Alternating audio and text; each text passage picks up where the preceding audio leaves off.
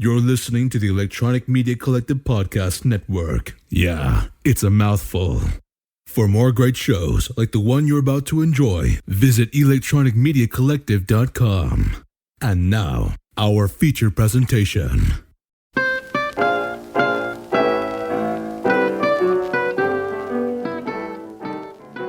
Hello, welcome to the Middle Age Movie Reviews Podcast. Three guys saying, yeah, we'll have 3 cheeseburgers, 2 large fries, 2 chocolate shakes, and 1 large Coke. Flapjacks! What's that, Joey? And some flapjacks. Okay, and some flapjacks. Is it too early for flapjacks? Well, anyway, my name is Tim, and my podcasting partners are... Matt. Joey. And joining us tonight, a man who retains cinematic knowledge as if he watched the same film in an endless cycle. From CyberneticShark and MCU's Bleeding Edge YouTube channels, it's Cyber. Say hello, Cyber. Salutations, everyone. How we doing tonight? Looking forward to talking about this great film. Also joining us tonight, a man who may be the reason you experienced Deja Vu. From the Andres, the pop culture guy, and the MCU's Bleeding Edge YouTube channels, it's Andreas. Say hello, Andreas. Hola, everyone. Greetings. Get busy living or get busy podcasting, folks. Nice. All right, Joey, why don't you tell us what we're watching yet again on the television tonight?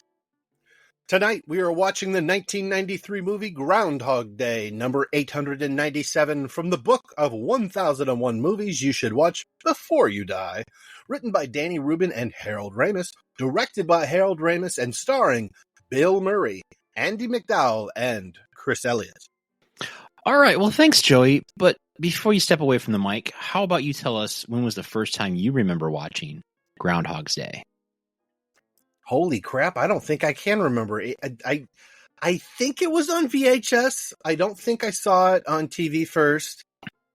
They wouldn't have edited anything for television, but it was certainly taken away from the pacing to have commercials. I want to say I saw it on VHS, and I've seen it many times on TV since.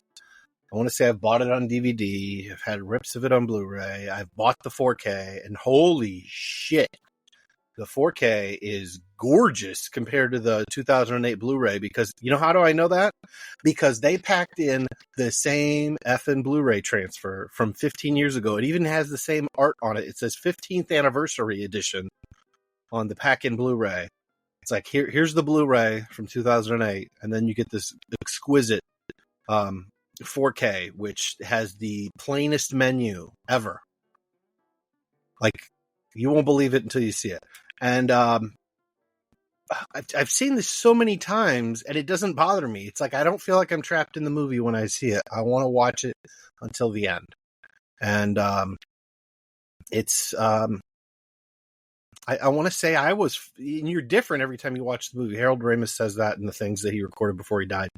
It's timeless. You keep coming back to it, and you're a little different every time you see it. So I think I was 14 years old. I don't think I saw it at the theater, but I might be wrong. I might actually even have a movie ticket stub of it. Did this come out after Encino Man? Anyone? I do not know. Let's find out, because it's 1993. This movie came out, so I thought Encino Man was 92. Yeah, then I think I have a movie ticket stub to this. Wow! Because I started collecting my movie stubs after Encino Man. So nice. I've seen it many, many times, and I'll watch it many, many, many more. At least once a year. Well, I wonder if that Blu-ray transfer, if you can see how extra frizzy Andie MacDowell's hair is in the movie. Because I mean, probably in the 4K. I want to say they didn't clean it up. Like there's more noise, and you could tell the film's aged, and I think the way they clean those scans up has come a long way. I think the 4K came out last year, so we're talking at least 14 years, right? And so the tech just came leaps and bounds with the new scan. Nice. Well, hang on, man. I gotta say, you can't be picking on Andie MacDowell's hair, man. She looks gorgeous in this. She thing. does. She does. She does. She's got that just the luscious locks going on, man. I will take Andie MacDowell and her 90s hair or the worst haircuts on Elaine Bennis and Seinfeld any damn day of the week.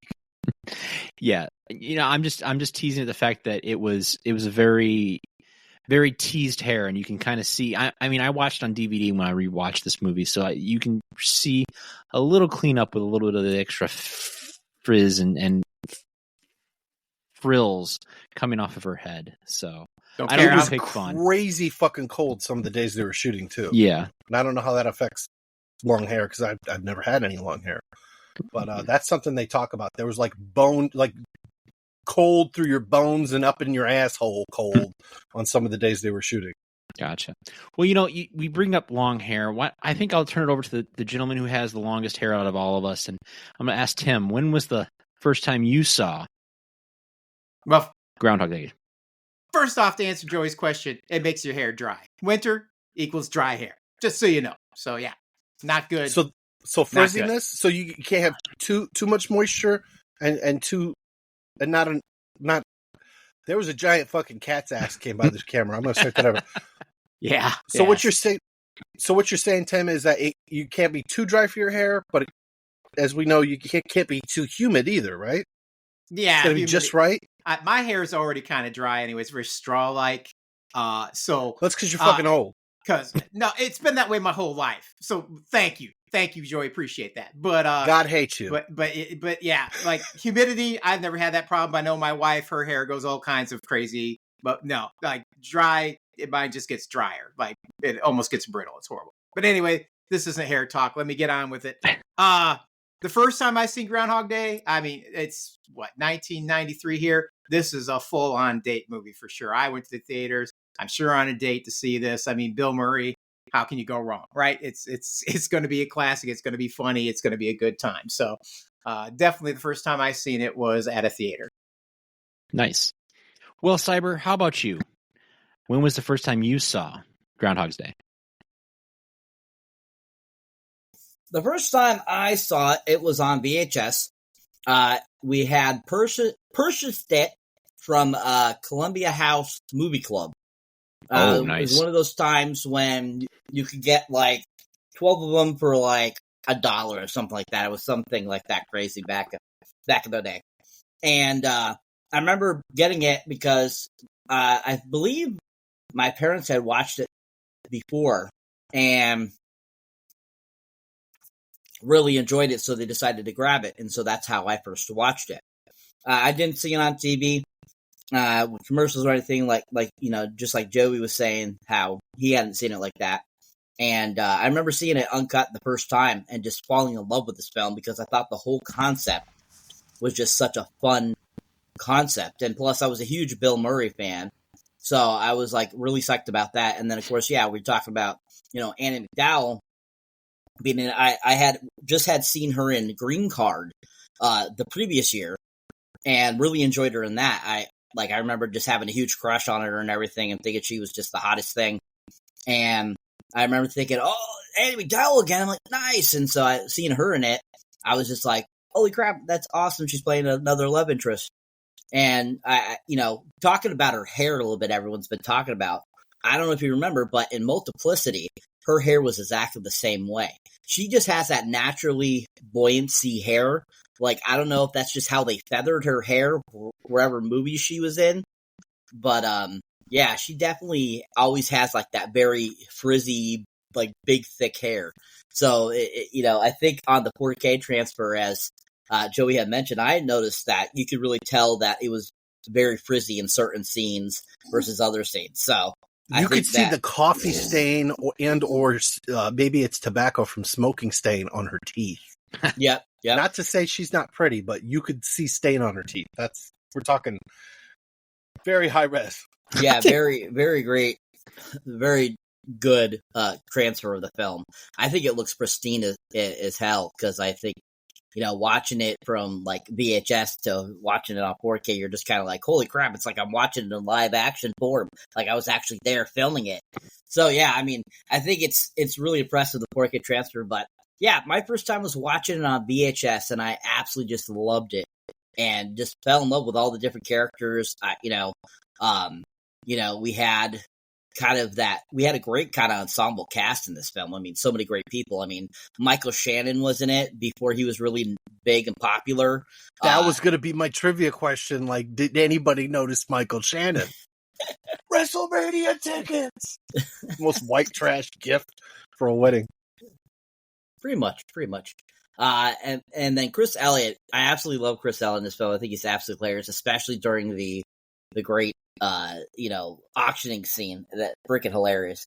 But like Harold Ramis popping up in it, and all the other people, it made the film just feel like all those great Harold Ramis directed films from the early 90s to the late and early 80s, from Caddyshack to and everything like that. So I mean, it's just one of those films you can, like Joey said, you can watch over and over again and find something every single time to enjoy more about it, because each time as you watch it, as you get older, things change. So I totally agree with him on that, and I think that's a really good way of looking at the film. So yeah, really great experience with this film. Awesome. Well, before I go any further, Andreas, apparently your camera or your channel has stopped recording, so I'm gonna bump you out for a second. I'm gonna have you actually come back in, see if that can't bring back your recording. Fuck you, Andre. You're gone. Bring back Andreas! Bring back Andreas! All right. So, Andreas, when was the first time you saw Groundhog's Day? Oh, wow.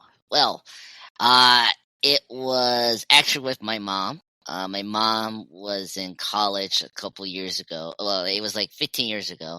She had to do some dissertation or some analysis on the film Groundhog Day.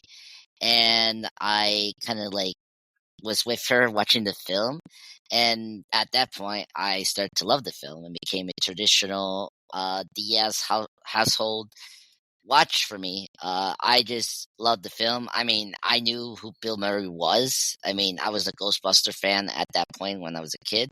So I was like, oh yeah, that's Peter Venkman and Ghostbusters. And, ever since, it's one of my personal favorite, movies. It's one of the best movies of all time. It's my personal favorite of Bill Murray's performance after, Lost in Translation. It's a tie. I just love this film, as a lot of you guys brought up before. The premise is like so unique.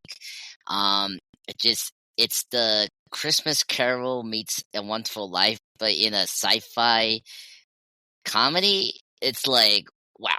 That's like a good combination. I'll definitely take it. And it's timeless. I mean, it's on a holiday we say rarely, but it's such a weird holiday, and it's so cool they use that holiday to make this present work.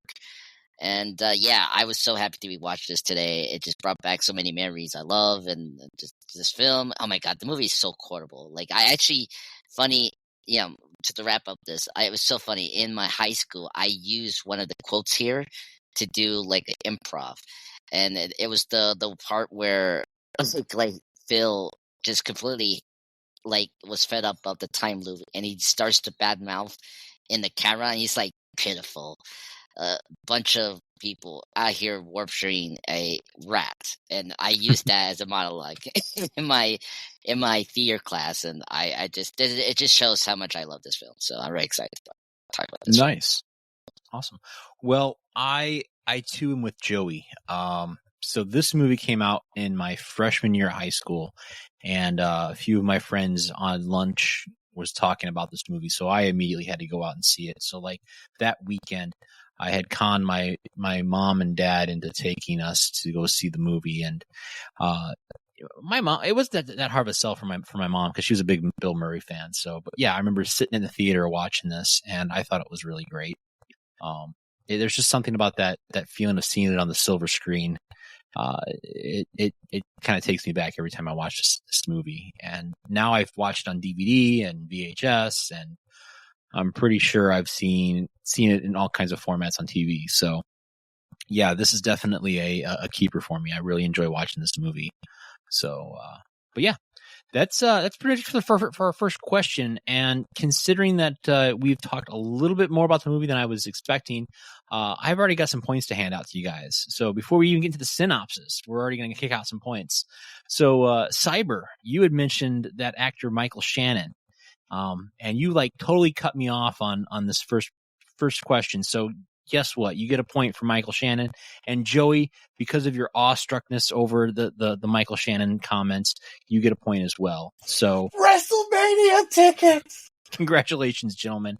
You start off right off the bat, before we even get to the synopsis, before Tim can jump on it and let me know, as the master of puppets, what is going to lay down for us on the synopsis. Tim, tell me. Well, it's a new year, but it's going to be the same shtick. So tonight, Matthew, I would like you to channel your inner Ned Ryerson, and I would like you to read the synopsis as if you're talking to Bill Murray, or Phil as we know him, as Ned Ryerson on the street. Hey, Phil Connors, I thought that was you. Don't tell me you don't remember me, because I sure as heck remember you. It's me, Ned Ryerson. You don't know Ned the Head? Bing. I dated your sister until you told me not to. Bing. I heard you were back in Punxsutawney to cover the Groundhog Day festivities. Hopefully you won't refer to him as a rat this year. What is this, your fourth year? Talk about deja vu. It must be like you've reliving the same day. Can you imagine what that would be like for a weatherman to relive the same day over and over again? Bing! I imagine you would be in denial and really freaked out. Then I guess you would want to test the boundaries of that, of what you could get away with. Huh? But then realizing you were doomed to relive the same day over and over again, doing the same thing, seeing the same people, never breaking out of the same daily cycle would drive you insane. Bing! Then again, I would guess if you could accept it, you could use the time to master the kinds of skills that really figure out who you are and what you want in life. But hey, that's just me. Wherever I see an opportunity, I just charge it like a bull.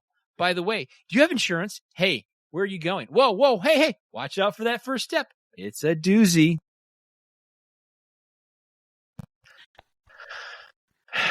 Very nice, Matthew. Very nice. Thank you. Bravo. You're definitely dead. And, Bravissima. yeah. And this is just for thank you. I'm gonna punch you right now. Just for delivering that awesome quote, sir. All right, gentlemen. Well, let's dive into that story. So, it is February 1st, 1993, and as we all know, the cynical television weatherman Phil Connors reassures his Pittsburgh viewers that an approaching blizzard will mist western Pennsylvania. Alongside his new producer, Rita Hansen, and cameraman Larry, Phil travels to Punxsutawney, where his annual coverage of the Groundhog Day festivities. He makes no secret of his contempt for the assignment. The small town and the Hicks who live there, asserting that he will soon be leaving this station for a new job. All right, gentlemen, so we open up and we see them traveling from Pittsburgh to this small town of Punxsutawney, Pennsylvania. So what did you guys think of the introduction of Bill Murray and Andie MacDowell and our good friend Larry, a.k.a. Chris Elliot, and kind of establishing their characters? And I'm going to throw it over to you first, Cyber. What did you think?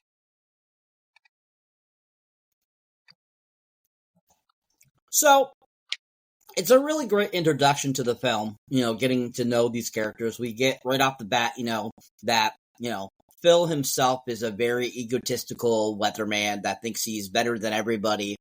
And we really see exactly kind of where he is at, in his mind, in his career.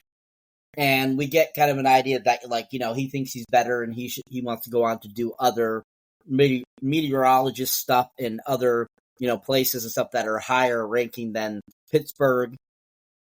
And we kind of get that, and then we get kind of a brief introduction to, his producer, Andie MacDowell's character, who who Rita is kind of, kind of down to earth. We kind of get off right at the bat. She's kind of, kind hearted and all that kind of stuff, and seems to be very endearing and stuff like that. And then, of course, we get, the great camera guy, Chris Elliott's character, who, Larry, who is, very much, he's been in this position for many, many years. You can tell he's very seasoned, and we kind of get an idea of that in the car ride from Pittsburgh to Punxsutawney, when, Larry's like, he's like, why do you hate it so much? I did Sam as a Capistrano 6 years in a row, and I loved it. So, you could definitely tell that Larry is like he's there for the run. He's there for his career. This is all about him. And so this is what he loves to do. So we get this egotistical guy, this kind-hearted woman, and then kind of this carefree, loving guy that loves his job, introduced. And it's really done well. You get to see how funny they are, how fun they are. And you kind of get an idea of where each of them are at right this particular point on February 1st versus February 2nd and the returning of February 2nd. So I really enjoy the beginning. I think it's a really solid start to the film. We got a lot of great one-liners right at the get-go, and it's just a really solid start to the film. Nice. Yeah, I kind of agree.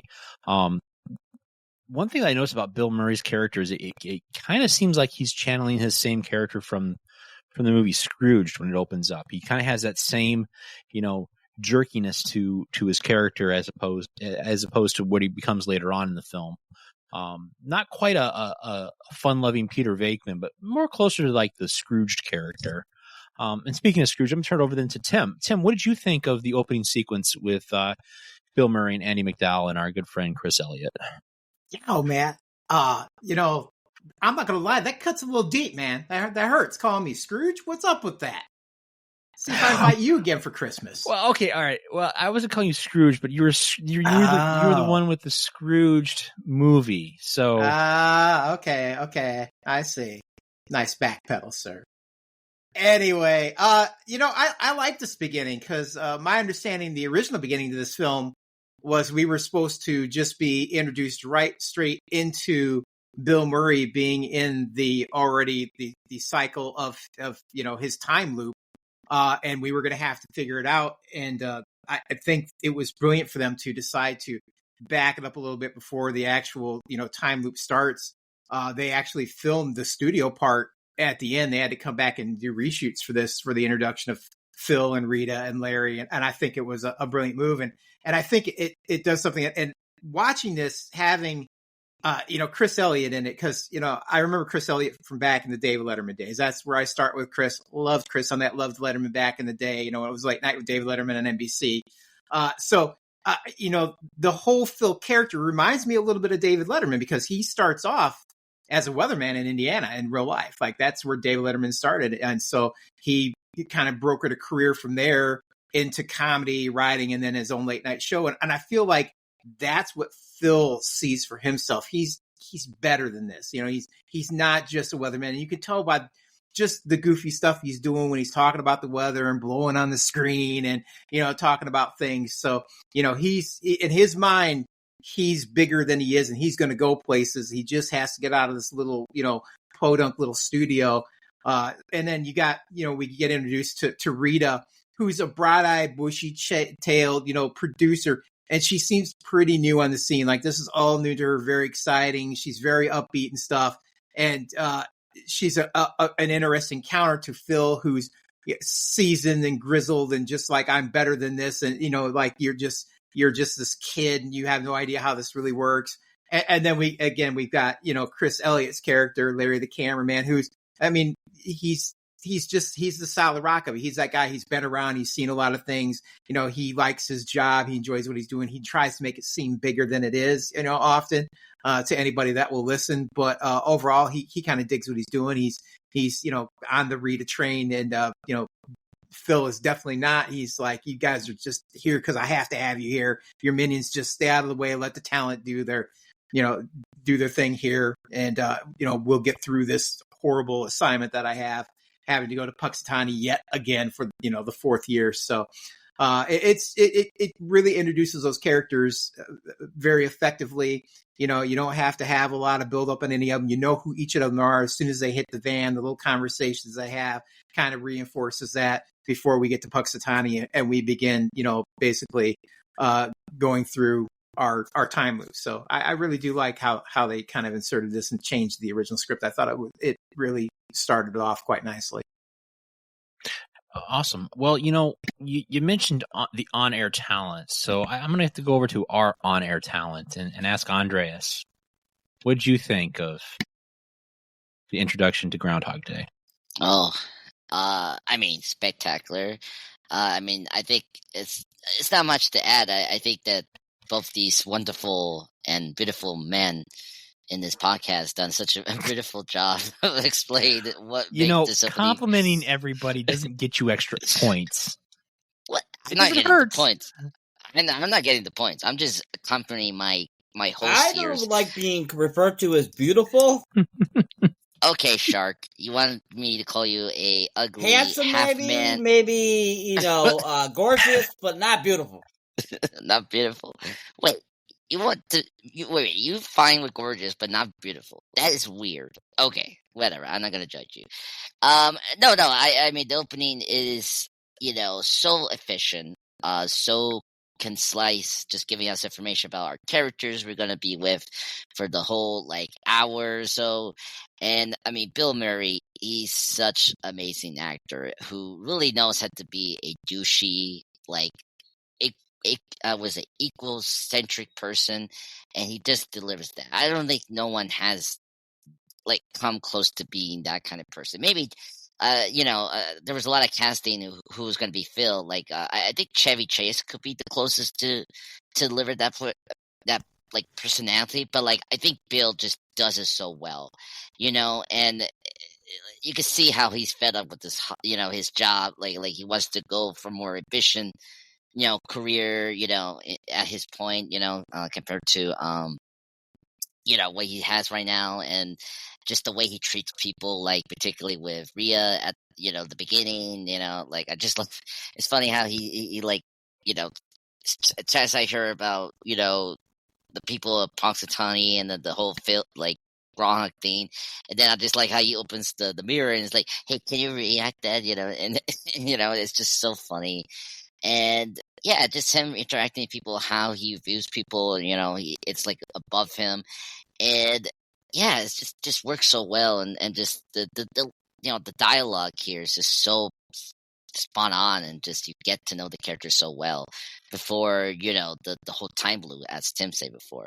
So fantastic opening, but the music is really great. I love the music here. It just, gets you into that mood of Groundhog Day in such a weird way. And I think the opening is just so good, and just Bill just brings his A game right away. When he does his weather report, he's like, oh, it goes to move here, and then when he talks to that lady and it's like, this is going to be my 4th year doing it, whatever her name was, and it was funny. So yeah, great opening. I'm very excited to talk about the time loop, because that was where it was like, oh my god, what the heck's going on?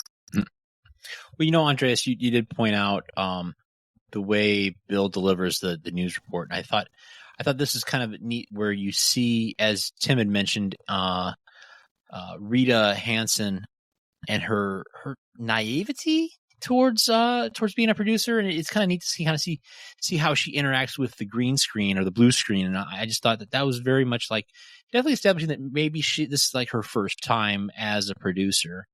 And speaking of producers, Joey, what did you think of the opening sequence to Groundhog Day?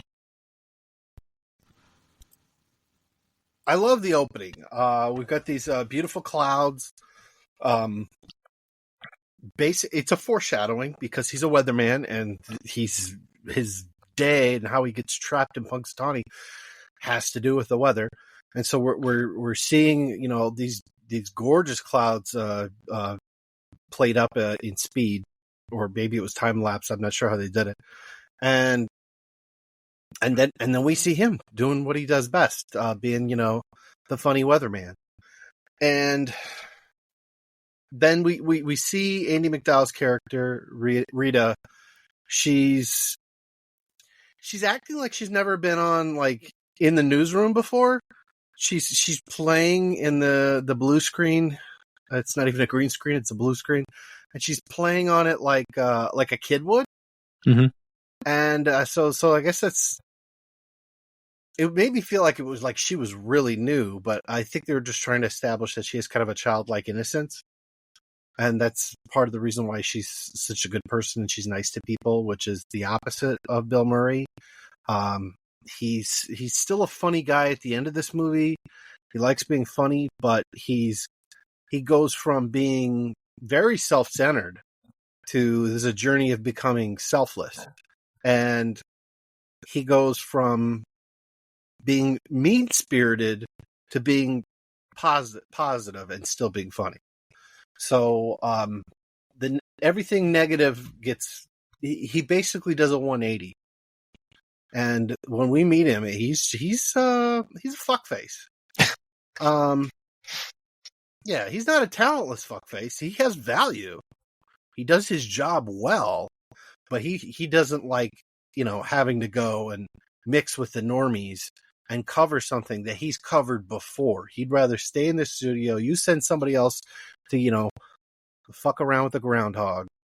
And, we'll kick it to them and let me stay here, where I get to sleep in my own bed tonight.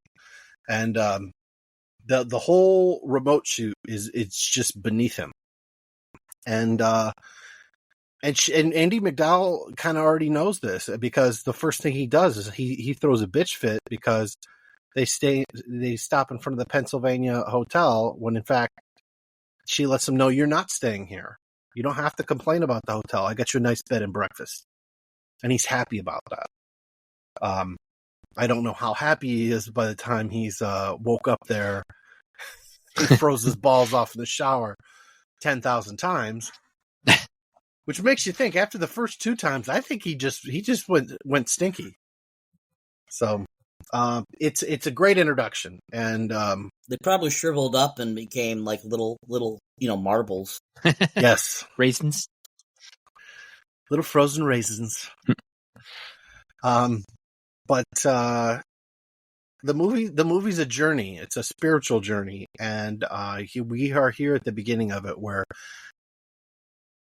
Phil doesn't realize how flawed he is because he's so self-absorbed. Gotcha. Yeah, it is the start of the hero's journey. We established that Phil Connors is not a good guy. And so we see the progression of his character throughout this movie. Yeah. He's not a monster like Scrooge, though. No. Yeah. So, he's not going to staple antlers to a mouse. No. He's just self-centered. Just very self-centered. And, the world revolves around him. So. Yeah. All right, gentlemen. Well, that moves us into some questions to deal out some points. You guys ready for this? Here we go. A little trivia. All right.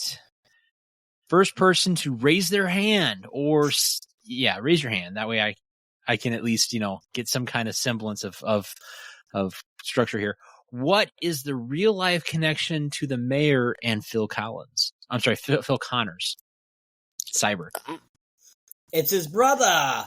That is correct. Brian Doyle Murray. It is Brian Doyle Murray. All right. Well, considering supportive roles, what 2 other productions does Chris Elliott and Brian Doyle Murray have in common? Cabin Boy. Yeah. There's actually one other one, too. Was it really? Was it the Fox series that he was on? Get a Life. Yeah. Get a Life. Yep, Get a Life. All right. Well, I'll give a point to both Tim and Joey on that one. Yeah, we got to split those points. We got a 0.5. Cyber, you get another point for that.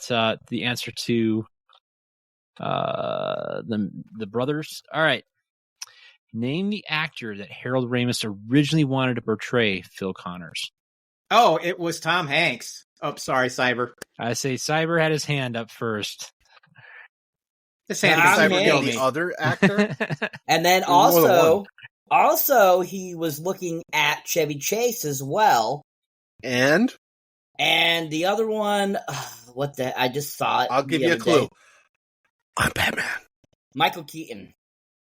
Yeah, yep. Those were all considered for the role. Yeah, and All right. instead Michael Keaton did the classic Jack Frost. Gotcha. All right. Well, Yeah, way better movie than Multiplicity well, with well, Andie MacDowell. with Yes. Andie MacDowell. Yeah. we'll forego the hand raising since shouting it seems to be the better way to go. All right.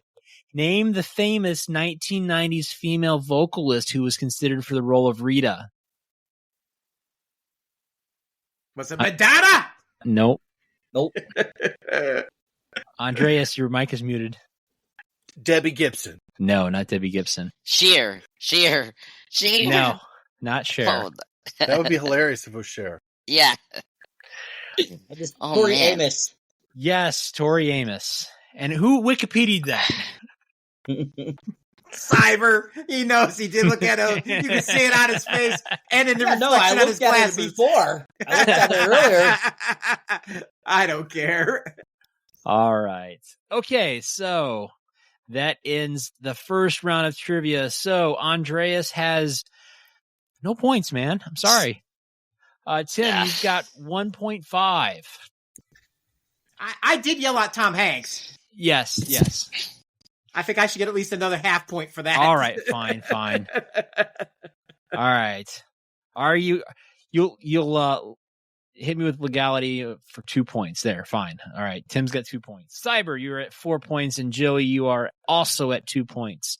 Don't worry, guys. There is a bonus round where you can earn some serious points coming up. So Big money. I will reveal that to you later. All right. Act 1. So on February 2nd, Phil awakens in the Cherry Street Inn to Sonny and Cher's I Got You, Babe, playing on the clock radio. He gives a half-hearted report on the Groundhog Punxsutawney Phil and the festivities. Contrary to his prediction, the blizzard strikes the area, preventing all travel out of Punxsutawney. And although he desperately searches for a way to leave, he is forced to spend the night in the very cold town. The next morning, Phil wakes once more to I Got You, Babe, and the same DJ banter on the radio in his room at the Cherry Street Inn. Phil experiences the previous day's events, repeating exactly, and believes he's experiencing deja vu. He again unsuccessfully attempts to leave the town and retires to bed. When he awakes, it's again February 2nd. Phil gradually realizes that he is trapped in a time loop, which no one else is aware of. Okay. So yeah, we'll leave it there for now. So, gentlemen, this is probably the first time we see in a major motion picture the kind of time loop that you would have seen in like Star Trek or any of the classic sci-fi tropes. But this actually kind of like kicks it off, and it really drives it in with this whole fantasy-esque story. And I just want to know, what were your thoughts when you first got into this movie, when you first seen that whole time loop to kind of get you into this mindset of what's happening to Phil? And I think I'll start off first with Joey. Joey, what was your thoughts when you first saw this initial time loop? I don't recall the trailer, but I think I knew that he was living the same day again and again. But this is our first introduction to it, just the same as he is. I'm very glad they went that route instead of having an abrupt beginning where like we're watching this weatherman lose it and we don't know why. I don't think that would have worked as well. In fact, that's kind of how another version of this story plays out. There's a short story that was in 1973 called 12:01 p.m. And that got adapted into a short film, which actually got nominated for an Academy Award for Best Short Film. It didn't win. And then 2 years later, Groundhog Day came out. So, yeah, they got sued.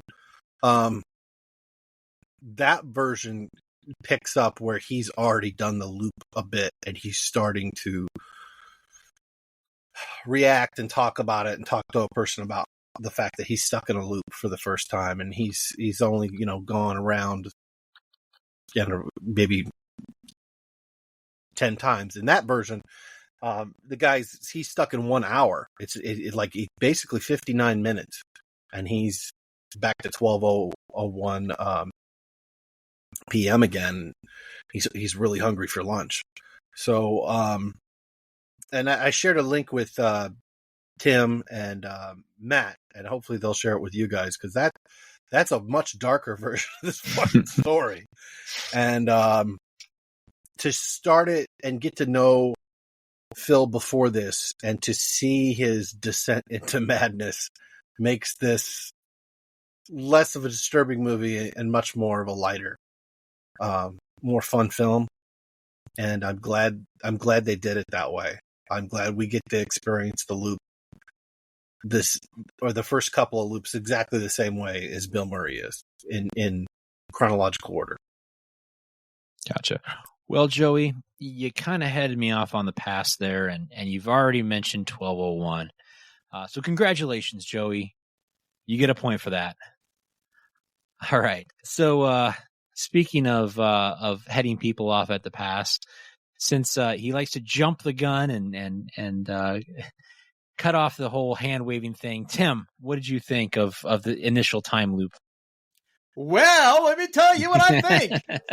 I like the way they did. I mean, it starts off, he goes through his first round of Groundhog Day. Obviously, we get to see the jerk that Phil is, and he gets there, he wakes up, we get to see that really cool, like, flip clock, which, it's like, I think it's a Samsung or Panasonic clock, but I like that they didn't use a digital one or anything like that, because you get to see that flip each time. And sometimes they add a little sound effect with boom, and things like that. So that clock is instrumental. I think picking the Sonny and Cher song was perfect, because it's just so monotonous. That whole dun dun dun dun, I got you, babe. It just goes on and on and on throughout that whole song. So you couldn't have picked a more annoying song with the best chorus that just kind of reinforces the whole loop over and over again.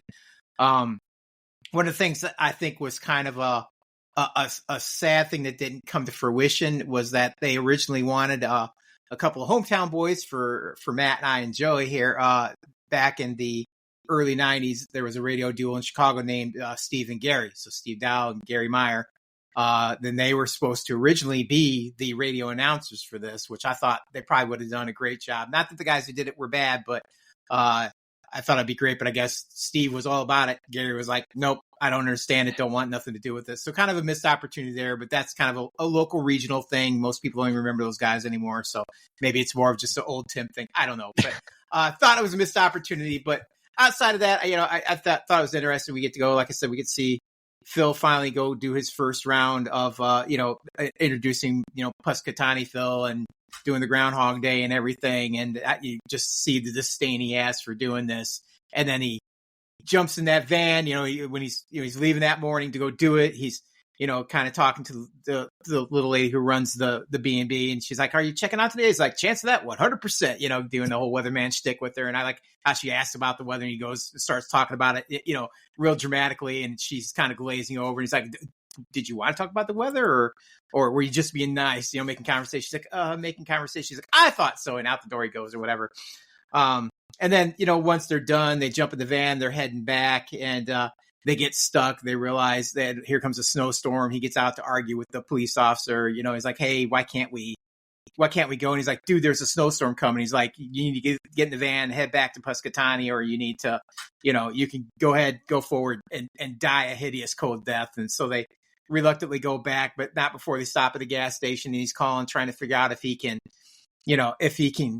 basically figure out a way to get home. And he's talking to the operators. Of course, there's no long distance and stuff. And I love how he's kind of like, here's a self-important, Phil again. He's like, well, don't you have a secret line for emergencies and celebrities? And you don't hear it, but the person on the line, like, well, which one are you? And he's like, I'm both of them. So he's trying to work every angle to try to, get his way so he can get out of there.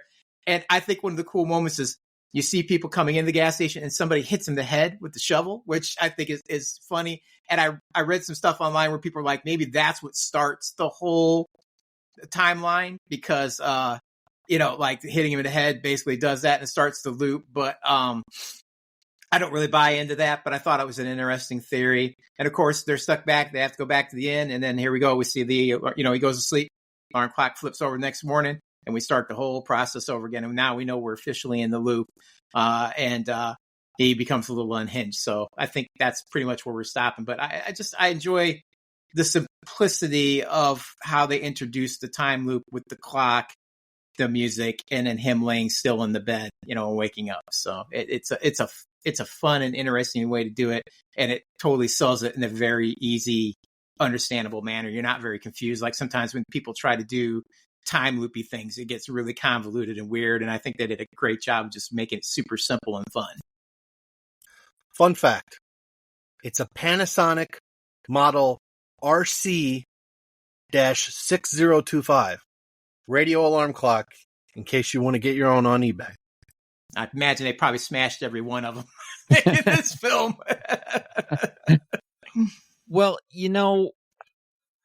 I didn't look up the model number, but I did look up that it was a Panasonic flip clock. So I was going to give you a point for that, Tim, but I'm afraid I'm also going to have to give a point to Joey because he found out the exact model number. So I'll give him a point for his Googling skills. Yay! Did anybody else think that they recreated I can't find it documented anywhere, but they have that slow, really they call it the weight of time, where you get to see those instead of it flip, the numbers are flipping really, really slowly and crashing. Does anybody think that the props department just made a giant one for that? I thought that because of how slow it fell, and it just looked really big. I mean, I'm not talking like shoot at high speed, but I felt like that's not what we were seeing. Yeah, it almost felt like something that was constructed maybe like 3 feet high. I know the clock that they did use was a trick clock, so it was designed to only flip between those two numbers. So that's they didn't have to flip through it all again each time. That's all that clock did. But I kind of looked at that too, and I thought maybe they just got real close. But yeah, the way they did it is either if you wanted to slow down the footage, you kind of reverse it in the editing. So they probably did a normal shot of the clock doing the normal thing, and then tried to slow it in regular time. So that's probably how they did it instead of what you're sketching, Joey. That could actually been what they did. Maybe made a big clock. I'm model, wondering if remembering a commentary that I failed to get to rewatch, but I'm guessing that it was a giant replica for the close up of the numbers. I don't think it'd be that hard to make. I see that being a pretty easy prop to make. Yeah. So. Professional props department's gonna nail that. Yeah, that's a week-long project at best. And probably it's not 2001. It's Space Odyssey. Yeah. We're not creating make the miniatures look big. We're gonna make the tiny thing look giant. Well, how about you, Andreas? What did you think of Phil's first time loop, being a time traveler yourself? That's a good one, Matt. I love that. So unlike you guys, I did not know what was Groundhog Day. I was like, okay, it could go either way. Is this Hallmark, romance movie where this guy goes to the town and it's all about Groundhog Day and that's what it's about? Or I thought it was going to be a horror movie, or a slasher movie where there's a killer named Phil and he's just using the groundhog as a way of just escaping his crimes, and that's Scully Mark. He's having the groundhog gnaw through people's necks. Yeah, I'd watch the shit out of that. Yeah, and then when the time loop happens, I was like, oh, that is really cool. Okay, we're a time loop movie. Okay, so I was like, okay, I'm in. This is a fantasy movie. And, Tim brought this up, and ever since this movie, we have great films that has done time loops. Edge of Tomorrow, Happy Death Day, Palm Springs. But one of the things I don't like about those movies I don't mind it, but like, is the explanation of the time loop. One of the greatest things about this movie, Groundhog Day, that it does is it doesn't explain it all. It just happens, and it's like, what the heck? Like, how the hell he got into this? And that's probably the wonderful things about this movie is so timeless. Is like you don't know or what caused the time loop. You know, it like, you know, people explain like because how Phil is as a person, this could be a judgment or a punishment on him, and it's just like he's maybe going through this like, you know, this like arc here of trying to be a better person or something like that, or you know, maybe a sci-fi thing, some comic came over, you know, but it's like you don't need to know that. It just it happens, and it happens to this, you know, egotistic person that's so self-centered, and he's stuck in this time loop. And I thought the first time was so great. I mean, you get the best reactions when he meets again that like guy, the guest that's in the house, the breakfast, I don't know what you call The it, bed and breakfast. bed and breakfast. Thank you. And he's like, "Oh, you think it's gonna be spring again?" And then he's like, "Don't trick me. What day is it? Pork chop?" And he's like, "February 2nd, Groundhog Day." And he's like, I was like, oh my god, like Phil is like slowly like, and then he meets the other lady, you know, who's running the bed and breakfast thing. She's so funny, like she's so like, I don't know, like she's such aloof of like what's like I was like, I don't know, you know, and I like when he says to the guy, he's like, "So do you think it's going to be early spring?" He goes, "No, I'm predicting, you know, March 20th." Yes, I love that one. That was so funny. I was like, yeah, just a great way to like, I don't care about you. Just leave me alone. But yeah, you know, and of course the "I Got You Baby" by Cher. "I Got You Babe" by Cher and her husband, you know, Sonny. Great pick. You know, it totally simplified the repetitive time loop that we're going to get into. So that was such a clever way to like foreshadow like the impending time loop. So I thought that was a good pick, and I never get tired of it. Every time I hear that song, it's like it gets back to me thinking about Groundhog Day, and then smashing the clocks every time. And it's like, oh yeah, this like every time I have to get up and go to work, it's like, damn it, I have to start over again the day, you know. Yeah, and it's just great to see his interaction with people, like particularly Rhea. You know, I love the first time he's telling like Rhea about like the Deja Vu, and then he gets slapped by her. It was so funny, and I like how Chris or like, you know, Larry say, "Did you need help with another one?" And it's like, "No, thank you." So I thought that was really great, and the shovel thing. That always cracks me out when he gets hit by a shovel. It's like, and Bill's reaction is like, "What the hell?" You know, and then when he wakes up again, for the third time, that's where it becomes a horror movie. Like, speaking of horror movie, like oh my god, it's like, oh my god, I need to get out of here. You know, it just annoys that. And one of the, you know, as Tim brought up the interesting thing, apparently, if you don't pay attention to this, the whole clocks in the diner, the tip top, it stops ticking. And that tells you that we're in the time loop, and that it predicts Phil Collins' predicament of the time loop. So I thought that was kind of interesting when I was looking at my notes here. And you know, just other things like the Cher thing, like the fact that I was kind of surprised. I thought this song was like in 1970s or 80s. I forgot that this was the 60s. 1965, that song came out. "I Got You Babe." So yeah, I love this section. It's so funny. I never thought we were going to be in a time loop. It's like I don't need anything to explain to me, and like that's what makes this movie so special. It's like they don't explain it. It's like they just like put you into the time loop right there. And I like how slow build it gets to the time loop. You know, like, okay, here's the first phase where he hasn't yet break down, you know, his sanity until he got to the like third loop. It's like, oh my god, I need to get out of here. So I really enjoyed that. What's the ending point, Matt? Before he hasn't quite confided to Rita yet about what's happening to him. Yeah. So like when we get into the third loop, because that's where he gets like the oh, this could be a good life for me. He That's has kind of a breakdown, and he doesn't stick around to talk about Punxsutawney Phil. He exactly goes back to the diner. Oh, so and we're pretty much at that point. So yeah. But, so just last thing to say, I just like when he say like, "Oh, it's Groundhog Day again." It's like we're doing it again. I just thought the way he delivered that was funny. So yeah, great section. Did not know what I was expecting. I say before I thought it was going to be a slasher film or going to be a Hallmark romantic movie, like typical 90s, like Notting Hill or the Four Weddings and the Funeral or something like that. Gotcha. All right. So I think that brings us to Cyber. Cyber, what was your thoughts on the first couple time loops?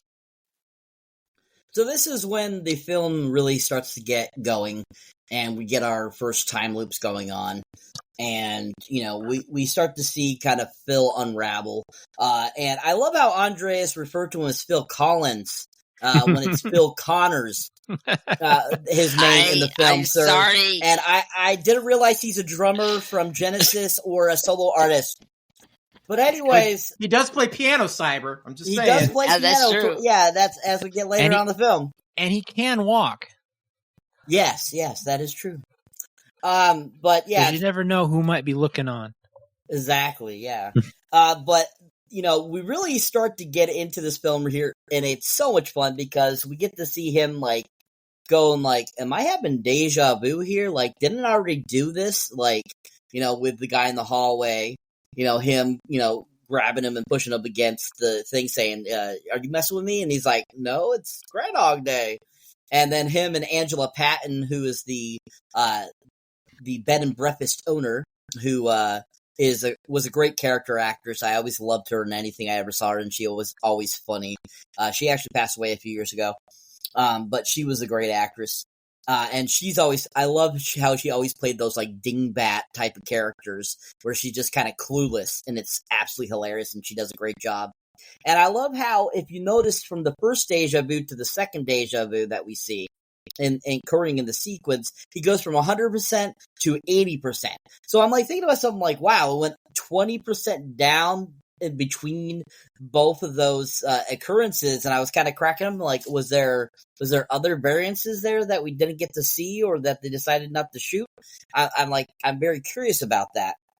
And from my understanding, a lot of the script was presented by the one gentleman that we mentioned earlier that was a writer along with Harold Ramis. But this film actually went through several rewrites as they were filming. And because of Bill Murray's ongoing real-life battle at the time with his divorce from his wife at the time, he basically became very irritable while he was filming this, because it was also 20 degrees every day that they were filming this for 12 hours a day. So that, including a divorce, can make somebody very irritable. So he was always kind of impacting what Ramis was trying to do, and he was giving him a hard time throughout this whole process. So I think that you could see that there's probably other takes between, I feel, that they wanted to, because I remember the writer, the guy that came up with the original initial story in the 90s or early 90s, he said that there was actually several different versions of what they wanted to do with the time loop stuff. And I thought that was kind of interesting, that how it kind of bows that way in how the film actually ends up, where he goes from 100 to 80%. So I'm curious if there was other stuff in between. So I wonder if that was a part of, kind of the ongoing rewrites. But I think that this whole section too is fun because you get to see him kind of slowly start to realize he's losing his mind, kind of, and especially with him jumping in the shower and freezing his balls off, as Joey had mentioned, and getting little raisins, unfortunately. And you see that, and he's like, isn't there any hot water? He's like, not on a day like this. And you're just kind of thinking to yourself, I'm like, this is supposed to be a bed and breakfast. There's no hot water. This is not a place I would want to stay at. I'm thinking to myself, I'm like, I'm supposed to be this high shot, hotshot guy that's a weatherman. I should be getting a real luxury here. And so I'm like thinking to myself, I'm like, oh yeah, why not? Yeah, no weather, yeah. But not today. not today. And I love it, like where he basically kind of like as the progression goes on, especially when he like the first day meeting Ned Ryerson, like, you don't remember me, do you? And stuff like that. And he's like, no, I don't remember you going out with my sister and all that kind of stuff, the belly button thing and all this kind of stuff. And then the second date, he's like Ned Ryerson. And like how he's doing that, I think was done really well. Like Bill Murray did a great job of making it seem like this is really like deja vu going on here. And, and it's just kind of funny. And at both days, of course, he steps in the puddle and everything. And you're just kind of like, what a doozy. And you're just kind of like, oh, okay, like that. I've done that. I've stepped in puddles like that before. It is not pleasant. So I feel for Bill Murray in that scene. But I think that this whole portion really sets you up for how things are going to go on from here on into the film, giving you a good idea of kind of like you're stuck in this time loop. And we have all these little kind of pinpoints, like everyone's kind of mentioned, with the clock at the diner stopping at a certain time, stuff like that. And I thought it was kind of interesting that throughout the film, there's exactly 15 scenes that show the clock go from 5:59 to 6 a.m. throughout the film. But also, as somebody had mentioned, the 12:01 thing, we also had a few other scenes throughout the film that actually showed the clock at different times, such as like 4:04, 4:05, and then there was a couple other scenes that were later on in the daytime, which I thought was kind of interesting. Well, let's not forget the point where Andie MacDowell later on in the movie looks at the clock and it was midnight and he's still there. Yeah. So yeah, there are other times where we do see the clock is a different time. Correct. So yeah, I think that this, the first time loops are fantastic.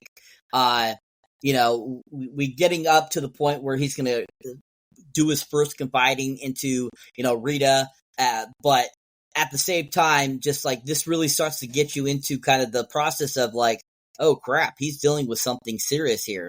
And it really starts to get you thinking and really makes the film, gives you, like I said before, gets you an idea of what the rest of the film is going to be like. Right. Well, I think the seriousness of that too, as you point out, it basically, they follow the death and dying thing where, if we watch this film, it starts off with him in denial, and then he gets angry, and then we're going to see him bargain, and then he's going to get depressed, and then he's going to accept. So it follows those 5 stages of death and dying, which, kind of gives us that seriousness or, kind of the how much of an impact this is going to have on him as it goes along. Wow, Tim, I didn't even think about that. That's a pointer right there. So, yeah, all right. I'll give you a point for that. Not bad. Thanks. All right, gentlemen. Well, before we go into the next act, we are now sitting at Andres with 1 point. Tim, you now have 5. Cyber, you also have 5. And Joey, you have a solid second place at 4. So, congratulations, guys. Let's move on down and find out a little more of what happens to Phil and Rita. So, of course, we know that Phil confides his situation to Rita, who turns out to throw in the old producer card and finds him a neurologist to see if there is something wrong with him mentally. And of course, the neurologist sees that there's nothing wrong with him, so he sends him to a psychologist. And the psychologist is this young 20-something kid who has no idea what he's doing. He was just happy to talk to somebody. And so Phil's like, okay, well, you're not going to help me. So then Phil decides to go get drunk with some of the locals, Gus and Ralph. And then he realizes that with the situation that he's in, there's no consequences. So he leads the police on a high-speed chase where we get an interesting order for a meal and some flapjacks. And then, of course, Phil is taken into custody. And then he wakes the next morning at the Cherry Street Inn once again. And this thoroughly rivets to him that no matter what he does, he has no consequences. So he spends the next couple of loops just doing some pretty shady stuff. I mean, he begins to spend loops indulging in binge eating, one-night stands, robbery, and other dangerous activities. I mean, using his increasing knowledge of the day's events and the town's residents to manipulate circumstances to his advantage, which I think just kind of thoroughly brings him more into the whole bad guy category. Eventually, he does focus on seducing the sweet-natured Rita, because he realizes that as he kind of has a fondness for her. And so he uses the loops to learn a little more about Rita and how to manipulate her. And of course, he does manage to get pretty far in it, but Rita eventually rebuffs his advances, and Phil is then completely shut down. And we then gradually see him become more depressed, desperate for a way to escape the loop. He finally decides to start committing suicide in various ways. And honestly, I think some of those ways were pretty clever. Like, for example, the toaster in the bathtub. But before I delve further into all of that, I'd just like to know what you guys thought of this whole de-evolution of the character. How Phil goes from this wanton guy who gets away with stuff to being totally depressed and sitting in front of Jeopardy knowing all the answers. And I'll go over to you first, Cyber. What do you think of Phil's decline here? Did we lose Cyber?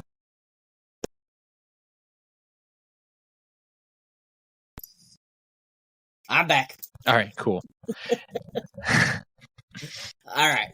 Well, I'm sorry. Where was the ending point that we're talking about? Basically, all the way up to where he starts to commit suicide. His complete decline from being someone who's taking advantage of the locals, taking advantage of Rita, learning more about her, and then eventually realizing that he's just stuck. He can't get out, and he decides to start committing suicide in different ways.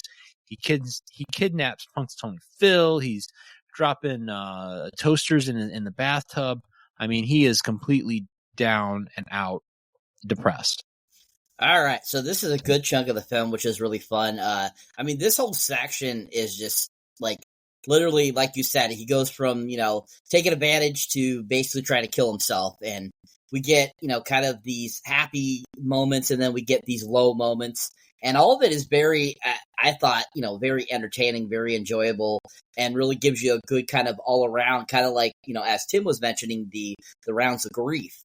And it starts off really great. We have him with Rick DuPont and the other gentleman at that bowling alley having drinks. He's like, I had another day. I was on the beach. I was drinking pina coladas. Had a shrimp dinner.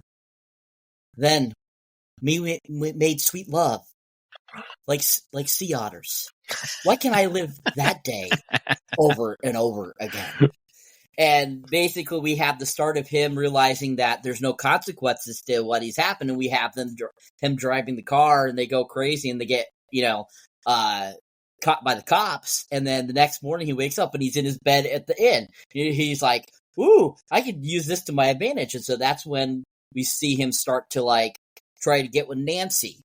And he starts learning little things about Nancy over and over again to basically woo her and get her. But as he's doing that, we see him calling her Rita, kind of pinpointing to the fact that he's actually really in love with Rita. And we see him with other women too throughout the things, like when they go to the movie theaters to see the John Wayne film, and he's like, "I told you to call me Bronco." And it's like you see him doing this throughout the whole entire film. Eventually, by this point, when he's about to start to try to woo Rita, we have him basically starting to tinker with the car to make it not work and stuff like that, so he can work on her, learning about the sweet vermouth with the rocks and a twist. Her and her, what she did before becoming a producer, going to, school for fine literature, art. He kind of makes fun of that a little bit, and he learns these little things. We also have him learn how to steal money at this point in the film, where he's like, a gust of wind. Felix. Oh, Felix. Hi, Doris. Yes, you can have a quarter, Doris. And, he basically knows exactly what's going to happen, drops the quarters, and then steals the bag of money. And basically we have him kind of, using that money throughout the thing, which I was kind of cracked up at that, because I was thinking to myself, I'm like, he's a weatherman and he acts like he's super rich. So why the hell did he need that money? I'll never know. But okay, if you need that money, good for you, Phil. And at this point too, we have several scenes where, like right after he has decided he's immortal, he's a god. He kind of starts to confide more in Rita and stuff like that, and that's kind of where he gets the idea of doing that and stuff like that. But I love the scene where he's eating all the food at the diner and he's like literally shoves the whole donut in his mouth and shit like that, and it's absolutely freaking hilarious. And she's like, "Don't you worry about cholesterol, fat, or anything like that?" It's like, I don't worry about anything anymore. And you're just kind of like, that kind of sounds like guys to begin with. So I mean, kind of works, but it's super funny, and I just think that Bill Murray did that scene to the T. And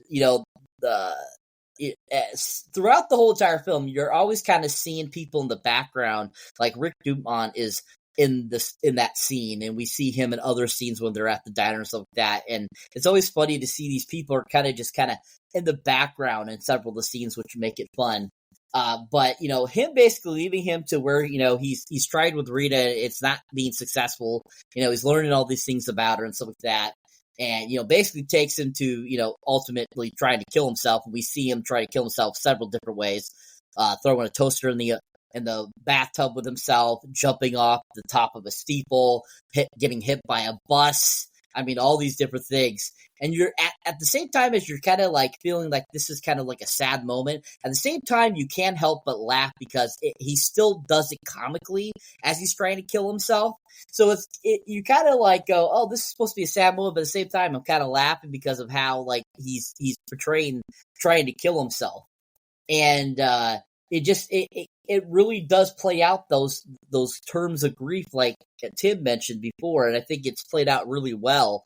And even though this film went through so many different rewrites as they were filming it, I still think the story played out beautifully. I would have never guessed this was rewritten several different times over the course of the filming. It really always played out very well. So I think this is a really great section. A lot of it is super funny. And just lots of great fun, and you get to see a lot of the great time loops that just really show the brilliance of Bill Murray as well, along with the other actors and actresses that were involved in these sequences too. I mean, Andie MacDowell was fantastic, and all the scenes that they're repeating about the sweet vermouth and the dinner scene, stuff like that. And I just think that it's just a really fun treasure trove of fun going on in these sequences. All right, yeah, I agree with you, Cyber. It was a fun sequence. I mean, this is kind of like the meat and potatoes of what a character would do in this film. And I think that's what I'm going to spin it over to the rest of you guys. Is what part do you find the most fun in the time loops? And I'll throw it over to you first, Andreas. What was some of the fun parts of this particular time loop did you like? Oh man, that is tough. I think I laughed the hardest about this is when he's stealing the money, and then he apparently spent it all in a car, and then dressed up as a cowboy is the most hilarious thing ever. And he forced his one stand lady to dress up as well, and he's calling himself Blanco. And then of course when he sees Nancy, the other one stand that he kind of seduced in the time loops, he's like, "Hello, Nancy," and like she's like freaked out. I was like, "Who the hell is this person?" I'm like, "I'm running out of here," and he's like, "Oh, bad ex-fiance." Like it's like a Clint Eastwood character. It's like so funny. I was like, wow. And him being criminal is really cool. Like he could easily be the best criminal ever all time. Just he knew how to like calculate the time when the bank, the carriers were coming, and then you see Doris, the waitress, fixing her, brows, whatever. It was like telling out loud, and then counting, and then he kind of like car, and then coins, and then like he gets the bag, and then this is where you don't trust your police officers, and it's like this one guy is like, Larry, did we have one bag or two? And it's like, I don't know. And it's like, what? Like, Phil is so lucky to have a time loop and also have incompetent bank carriers to like not remember how many bags they had full of cash. So I love that part. That it's one of the most funniest things. And just the next lead up is him becoming a cowboy and going to the movie theater with a hot chick with the dental, butler kind of dress. So yeah, that's my favorite part about that time loop. Gotcha. How about you, Tim? What did you like best about this whole meat and potatoes section? There's just so much, man. I mean, and they've hit some of the good ones. I mean, we get an Ocean 11 scene with the whole, robbery of the armored car. We get to see Bill Murray as basically Clint Eastwood. I mean, that's who he is. He realizes, look, I can just do whatever I want. And so we've missed some scenes in here. There's some deleted scenes, which I think the difference between this and later in the film is that right now he's going to do a lot of like self-centered things for himself to see if he can get away with it or to better himself in selfish ways. I think some of the cut scenes that we don't get to see is like he becomes like basically a trick pool shark, and we get to see him cutting off the heads off of the sculptures, and I think there's some scenes where he's predicting point spreads for sports things, and he spends time seducing women of the town, and then he spends some ill-fated times trying to seduce Rita, which is one big slap fest after another, which, we all enjoy too, because it's like, it goes very well in the beginning, and it's just, we get a lot of slaps that, it just keeps failing. He gives up on that. And, and then we see him in that bowling alley. And one of the scenes I believe it got filmed, or at least it was talked about in one of the scripts, was that he's depressed and sitting with those guys drinking because he just like perfected bowling. He just bowled a perfect 300 game, and he's just depressed about it because there's no one to show this ability to. So he's kind of commiserating with these guys, and he's starting to get depressed now because the newness of being able to do these shenanigans is starting to finally wear off with him. And so what does he do? The first thing he's like, gets those guys out there. He's like, maybe I should drive. And he goes basically tearing through town with that car, with those guys in the car with them. And he's like, we're going to drive on the tracks because they tell us never to do that. So now he's starting to need the adrenaline hits, like what can I do to take this to the next level, and getting chased by the police through the town and trying to beat a train. And I think those cops make it. Like we never see that cop car come off like they do, but then he heads into town and he crashes a car and stuff and ends up jail, wakes up. And then even that bit of high is starting to wear off. And now he's going to start getting depressed. And, we're going to start seeing him do things like grabbing the toaster and dropping it in the tub, jumping from the building. And he talks about others later on. He's like, I've been poisoned, I've been shot, I've been stabbed. So, he's up to shenanigans because we only really get to see like 38 days of his life throughout this movie. And I guess originally the author who wrote this was like, I expected it to be like 10,000 days, or 10,000 years, I think it was, as what he thought this time loop was going to be. And then he kind of brought that back and said, I believe that Phil was in this loop for like 10 years. So a lot happens in 10 years, and you can do a lot of shenanigans, and you can learn a lot of crazy, weird skills. And that's a lot of depression. So you probably have died in almost every manner.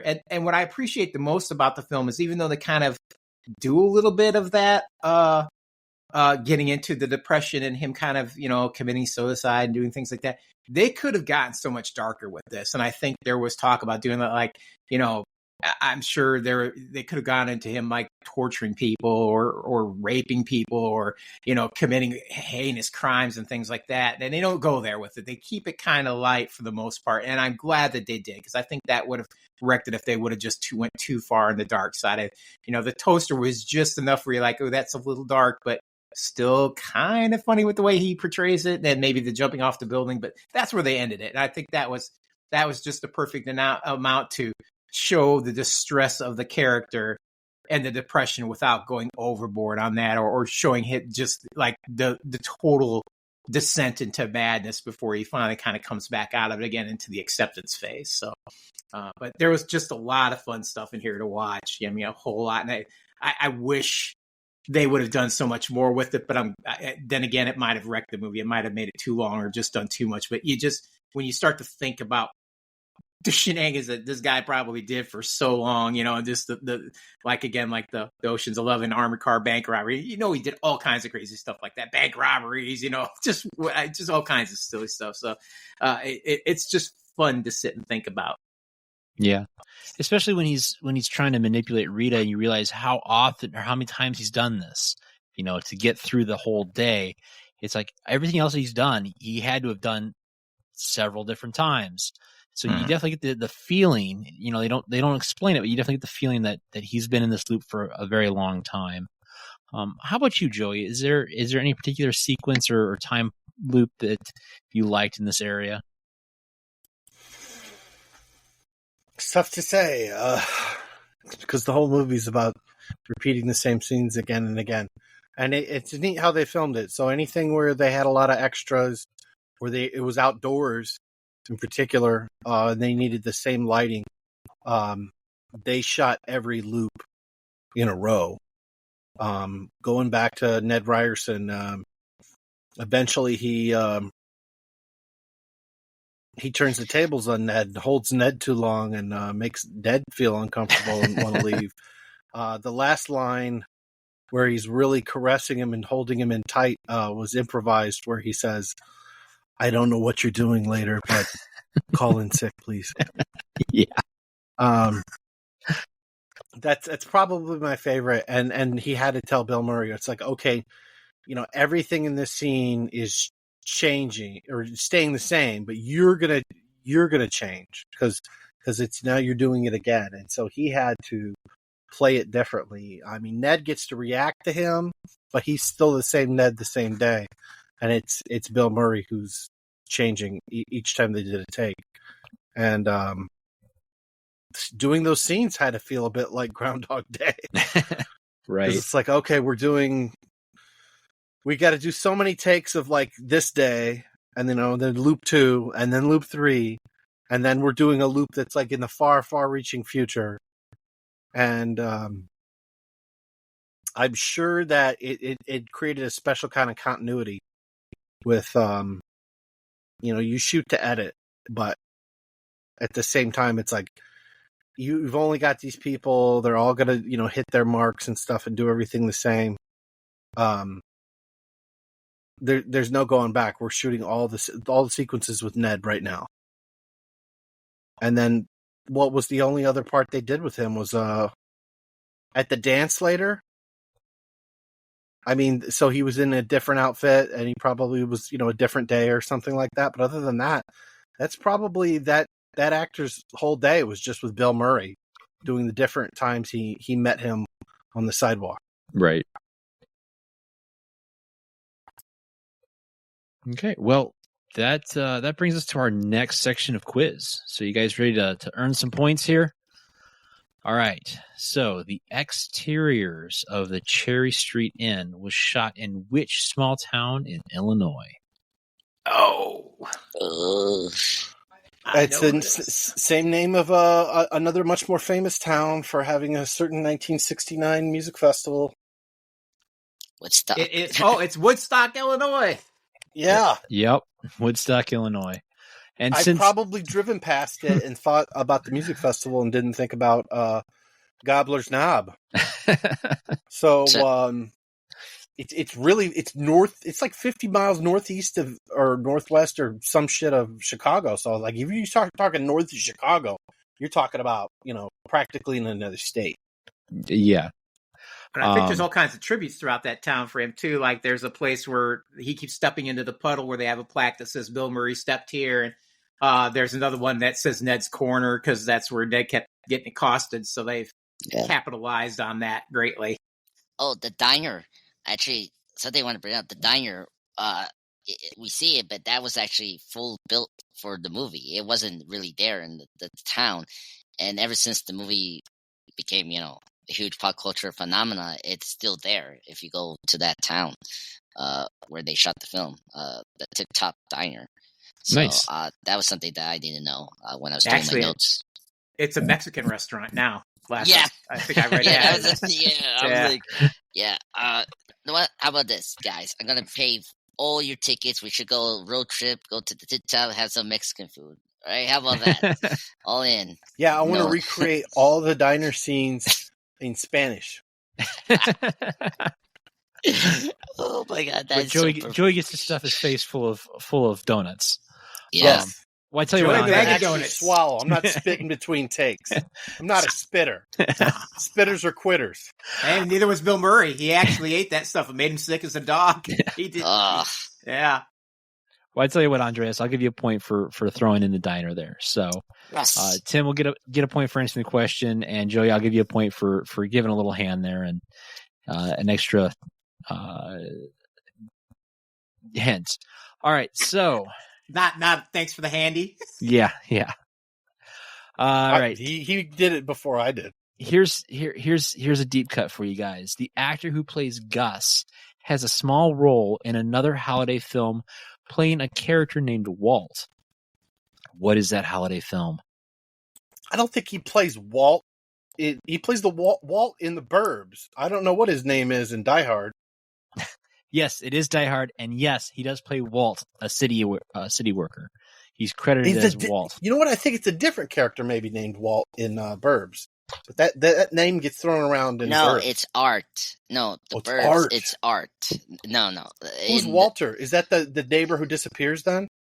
Yes, dogs? yeah. That's. Oh wow, yeah, what the a neighbors. coincidence! So is he the guy that's in the manhole who's like, if I cut the power, it's going to cut the power of the entire town or whatever? Yep. On Okay. Christmas Eve, Yeah. that's him.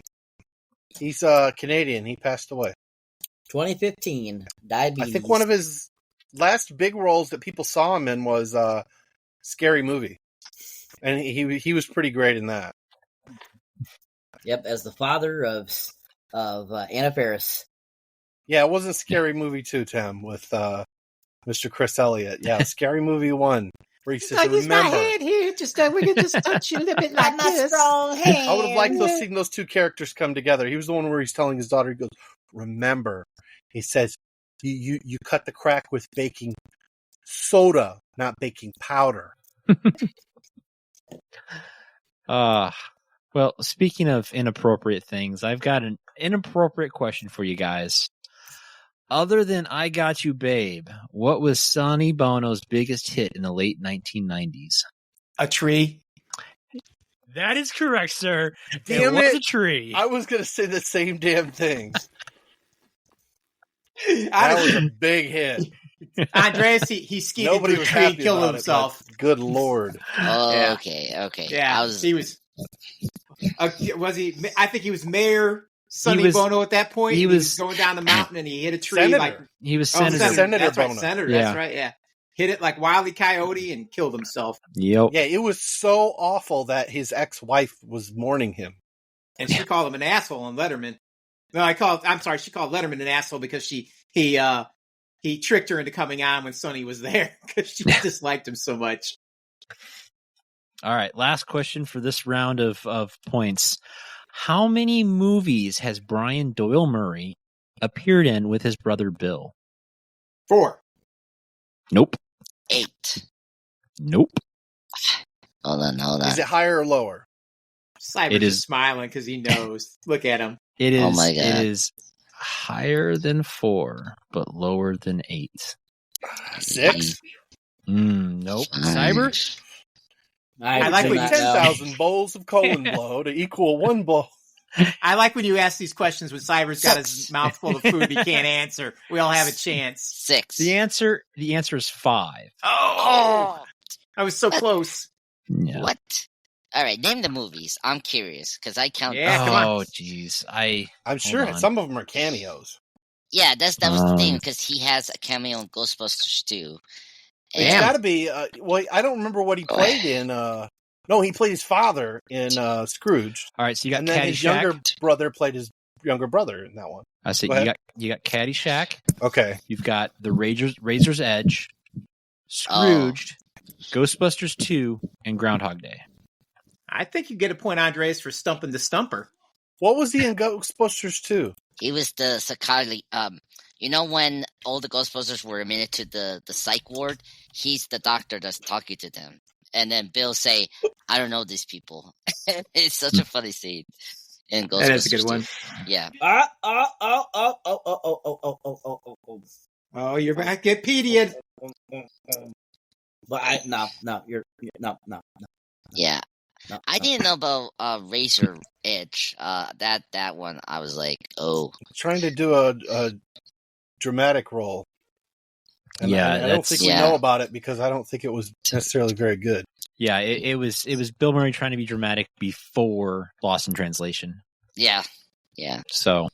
Or Rushmore. Or no. He wouldn't try to be dramatic again for 19 more years. Yeah. It was so bad. Until Zombieland. Zombieland. It was All a right. tearful death. Well, that brings our point count 2. Andreas, you're sitting at 2. Tim, you are firmly at 6. Cyber, you're down at 5, buddy. And Joey's got Tim tied for first place at 6 as well. So, moving on, we've got our good buddy Phil Connors. He eventually tries to explain his situation to Rita again, using his detailed knowledge of the day to accurately predict events, convince Rita to spend the rest of the day with him in his loop, and she encourages him to think of the loops as a blessing instead of a curse. As they lie together in bed that night, Phil realizes that his feelings for Rita have become sincere. He wakes alone on February 2nd. Phil decides to use his knowledge of the loop to change himself and others for the better. He saves people from deadly accidents and misfortunes. He learns to play the piano, sculpt ice, and speak French. Regardless of his positive actions, however, he is unable to prevent a homeless old man from dying of natural causes. Then, of course, during one iteration of the loop, Phil reports on Groundhog Day festivities with such eloquence that other news crews stop working to listen to his speech and amazes Rita. Phil continues his day helping the people of Punxsutawney. That's right. Rita witnesses Phil's expert piano playing as the adoring townsfolk regale her with stories of his good deeds earlier that day. Impressed by his apparent overnight transformation, Rita successfully bids for him at a charity bachelor auction. Phil carves an ice sculpture of Rita's image and tells her that no matter what happens, if he is ever trapped in a loop forever, he is finally happy because he loves her. They share a kiss and retire to Phil's room. All right, gentlemen. This is basically leading up towards the end of the film. And we've now seen the hero's journey as he goes from a rapscallion to a depressed gentleman to someone who's now becoming a hero of the film. And what did you guys think of Phil's transformation? And I'm gonna throw it over to you first, Tim. What was your thoughts seeing Phil become this very heroic looking guy in the town of Punxsutawney? I think we have to back up one step, man. We All right. missed one of the most pivotal scenes of the whole show. We have not talked about him trying to kill the groundhog. Oh, yeah. Yeah, I mean, we got to talk about this. I think That's his first suicide. Is that the first one technically? Yes. Yeah. Okay. So I guess we kind of missed it in the last scene, but all right. I'd like to change my answer from the last round then, and I'd like to make my favorite scene the groundhog death scene. Okay. Because I don't know how we talk about all the rest and not talk about that. I thought we were kind of right up against that, but yeah, you're right, Joey. It was the first one, but I mean, how awesome is that? I mean, just that whole scene where he decides the groundhog is the cause of all his pain, so he kidnaps this thing and he takes it and he's gonna kill it. He grabs it, jumps into that truck and drives. And the scenes, with him in there are just hilarious with the groundhog as they're going along and everything. It brings one of the best lines, the "Don't drive angry" line, which is super hilarious because what people don't know is right after that, because that groundhog was trying to get over that steering wheel, so he improvises that groundhog actually bites him for real, and he had to go get like rabies shots and stuff because of it. So yeah, it was horrible it bit for him him. Through the leather glove and took a chunk out, according to Harold Ramis. Yeah, they had to send him to the clinic. Yeah. So, but I love that. I mean, I love that line, which I think probably inspires the later Nicolas Cage movie, Drive Angry kind of thing. And then what does this do too? This lends us to the only sequel to this movie. Does anybody remember the sequel? Is it the commercial they did like in 2020? Yes. I know you were 2020. Yeah, a Honda. What was it? Not Honda, but like Jeep Rubicon. Jeep Rubicon. Yeah.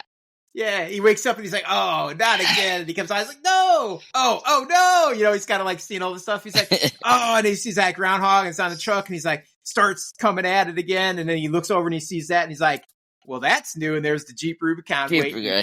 And so, he puts, grabs the groundhog and jumps in the Jeep Rubicon, and they drive around. And he has such a good time that him and the groundhog became best friends. And he wakes up over and over again, super excited, and relives this day over and over with the groundhog. He's got like a little papoose he carries him in. They go skiing together. They're driving all over the place. They're taunting townspeople. They're just having a great old time. It was brilliant. I don't know what Jeep paid for that, but brilliant, 100%. The most brilliant commercial ever made. It was the best one. And by the way, Matt, you had to revise how many. Had to be a Super Bowl. Brian, his brother came because his brother cameo in that commercial as well. So that's 6. That was I was including that one. I was like, because that commercial, he's there briefly. But he's got you. It's 6. All right. Oh, it's 6 in the commercial. And the only known sequel. So yeah, the known sequel. Oh, wait. Oh my god, he's watching. How many movies, not commercials? You said it was the sequel. Oh yeah, it's a short film. definition. It's a short film. Okay, all right. I'll allow it. Well, there's the commercial, and then there's the extended version that they played at the Super Bowl. So, exactly. All right. I will acquiesce to his demands. It's sad that that's not on any of the home video releases. Yeah, but you can find it on YouTube. So anybody who's interested, go out, type that in Jeep Groundhog Day commercial, and you'll get to watch that in its entirety. So it's well worth your time. Maybe I'll link this episode to a commercial to that commercial somewhere on YouTube. So does anybody else want to throw down on the whole groundhog scene, or should we move forward now to Matt's questions? I will yield the floor before I journey in. I mean, I agree with you, Tim, about the tone. I think it's good that it's not this dark, rated R kind of film. So I think because it makes those suicides like comedically dark. Like my personal favorite of those suicides. By the way, I don't condone suicide, but they're comedically dark. Is when he jumped off the tower, and I always laugh so hard on that because when Rhea and Larry had to confirm his death, like that's like Phil. Rhea lays her head to Larry, and he's like, "He's a really nice guy. I really, really like him." really liked him. Yeah, because he was just trying to say the right thing because she's like a mess. A mess, exactly. So I thought that was very funny. It's crazy. No, that's all I had to say because I love that scene. It's so hilarious. He might have been saying that because he was a public figure too, and he wants the people at the hospital to think he was a real nice guy because he's going to have like a really public, committed suicide death. Right. He's defending the news station in a way. So really, really great guy. Well, how about you, Joey? Is there anything in the end sequence when he starts helping out people in the town that really stands out to you? Oh, all of them. But we only see it once, and he's almost forgotten about it, and he's almost ran out of time to catch the kid falling from the tree. Yeah. And then he goes, "Not once have you said thank you. I'll see you tomorrow." Maybe. Yeah, that was kind of clever. And then they insinuate he hurt his back too. Yeah, well, it's like he had to dive for him. He's a 12-year-old. He was probably a 12, 13-year-old kid. He probably weighed about a good 150 pounds. He weighed less than 100, but he fell 10 feet. So yeah, I don't know what the physics are on that, but it's probably like catching something that's 200 pounds. How about you, Cyber? Any thoughts on the end sequence before we wrap up the movie? I'm surprised nobody's mentioned the whole helping of the old vagrant guy sequence where he's trying to help that old guy that was the change guy at the beginning of the film. When he tries to help them out, and he does it several times. We see him trying to save him, and basically we end up seeing him like take him to the diner, getting him hot food, get him a new coat and stuff like that. And I think that was kind of showing kind of the evolution of Phil's character and showing how he's become not the the angry person he was, or the selfish person he was. He's now starting to show that he can care. He can think about other people other than himself. And we get that great sequence there that kind of shows that. That leads into that great homage of him helping all the people across the town, helping the old ladies in the car with the car jack and putting the tire on for them, and getting life insurance from Ned and all that kind of stuff. He's like, I haven't seen this guy in years, and next thing he know, he's buying life insurance, house insurance, all these things. Wahoo! And just that's such a great scene. And then as like Rita starts seeing this, and she's like, what the hell is going on kind of deal here. And you just kind of like, you're seeing a complete evolution and change of Phil's character. And it just really kind of shows you, like, the purpose of the time loop was to help Phil basically fix what was wrong with him. Like, help him realize how he is and how he's going in life is not going to get him to where he should be. Kind of similar with Scrooge, with the ghost showing him his future, his past, and his present. Kind of same similar type of thing. This time loop was to help him realize kind of, what was wrong and like why people thought the way they did about him, and kind of how he was thinking about things to help fix him. So I think this sequence is really good in showing just how the story develops and how, Phil changes, but at the same time, it gives you a great lesson in how to be, humble, and how to show, how to be in life. So I think that they do a really good job. Nice. Well, if I can throw in on top of what Cyber said there too, kind of talking about the Scrooge thing, it doesn't only just hit that kind of, Scrooge Christmas story, but we get a Wonderful Life moment here too. And I don't know if any of you guys caught it, but I distinctly seen it. There's that moment towards the very end when he's out there with Rita, and they're having that moment outside, and they've kind of had that great day, and he realizes, like it's just not going to get any better than this. And they're outside kind of, talking and stuff. And it does exactly what it does in with George Bailey on that bridge when he, drops to his knees and prays to God and asks for him to, give him his life back. Starts snowing again. When he has that moment where he realizes he really loves her and she really loves him, it starts to snow, and you see Bill Murray look around. It's very subtle, but you realize the loop has been broken right there. That is the point where it is officially broken, even though we haven't seen them back at the room or anything like that. They haven't spent the whole night in bed and woken up together or anything, but we have, just that snowfall, and there's an acknowledgement by the character that this is different, but he just keeps moving forward with it, not thinking much of it. So I thought that was a really nice, subtle touch to the end of the film. Interesting. I didn't even catch that with the snowfall. So, well, Cyber, I was about to give you a point for the fact that you've pointed out his change in his character and how he moves from selfishness to selflessness.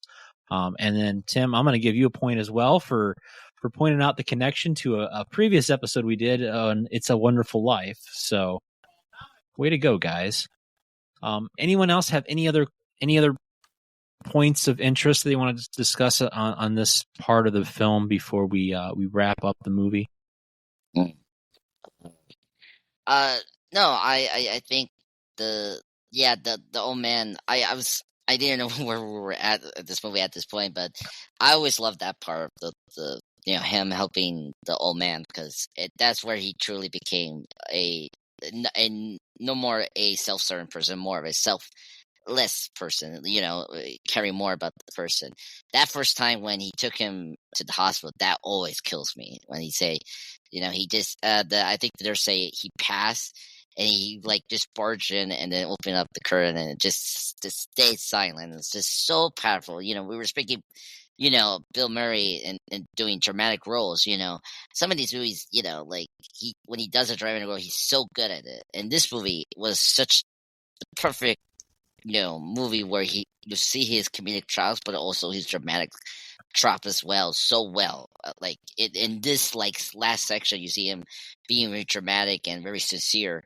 The way he talks to Rhea, confessing his love. That you're the most, what was it, like kindness, the most freest person I ever met.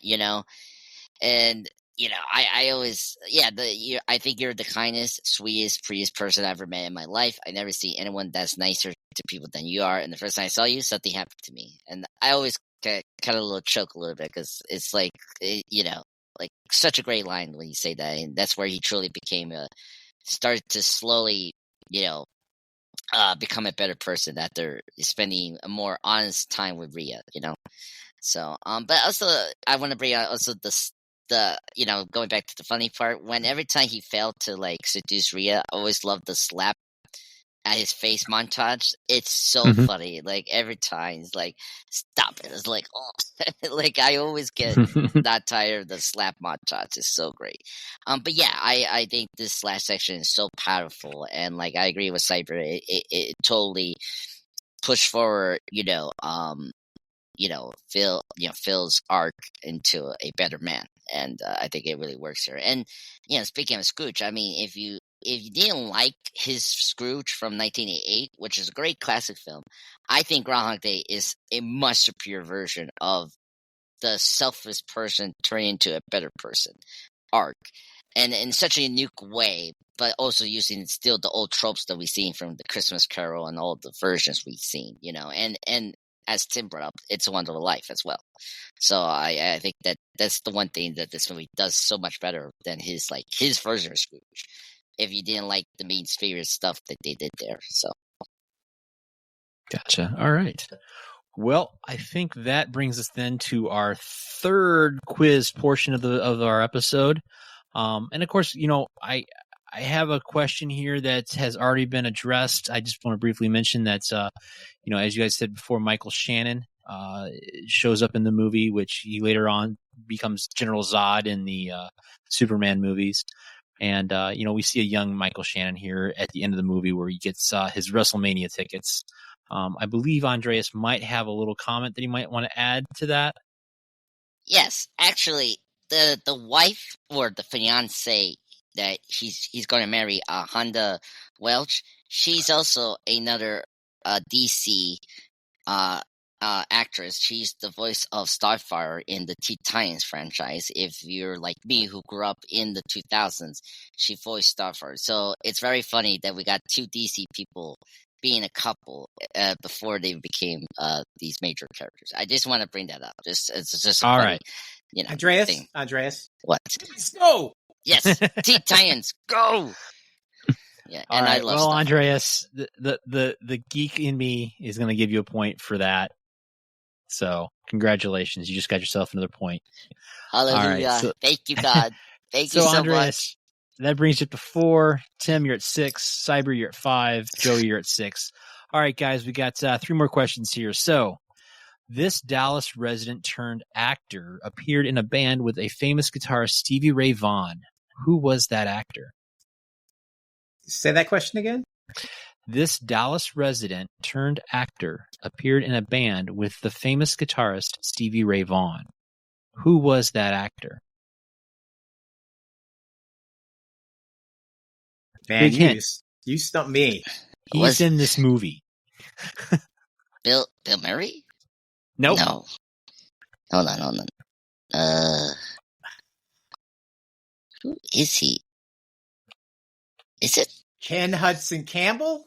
No, Nope. no. Tom Malkovich? No. Hold on. Do do do do do do do.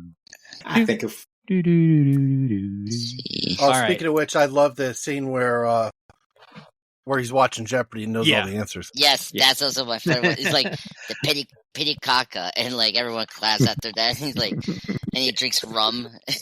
Yeah, straight out of the bottle, yeah. The answer to the question is actually Needle Nose Ned. He is from Dallas, and he was in a band. He played drums, and he was in a band with Stevie Ray Vaughan back when Stevie was first starting off. So I would never guessed that one in a million years. all right, so this is the final film that Harold Ramis and Bill Murray worked together. How many films did they create together? 7? Nope. 5? 4? It is not 4. It is not 5. Hold on. Oh my God. Now this is Ramis I think he maybe only co-wrote Ghostbusters. Oh, okay. I think it's 3. Stripes. Yeah, not Stripes, 3. Caddyshack. Caddyshack, This and movie. Groundhog 6. Day. Stripes. It is 6. I was waiting for Cyber to say 6, and he didn't, so I What to is the throw other in 2? again. All right. I Tim will was get the thinking this point. was the 7th, but this was the 6th No, one. Okay. it was 6. All right. What other film features Andie MacDowell in the role as part of a news team? What's it? No, not Speechless. That's another movie I'm thinking about.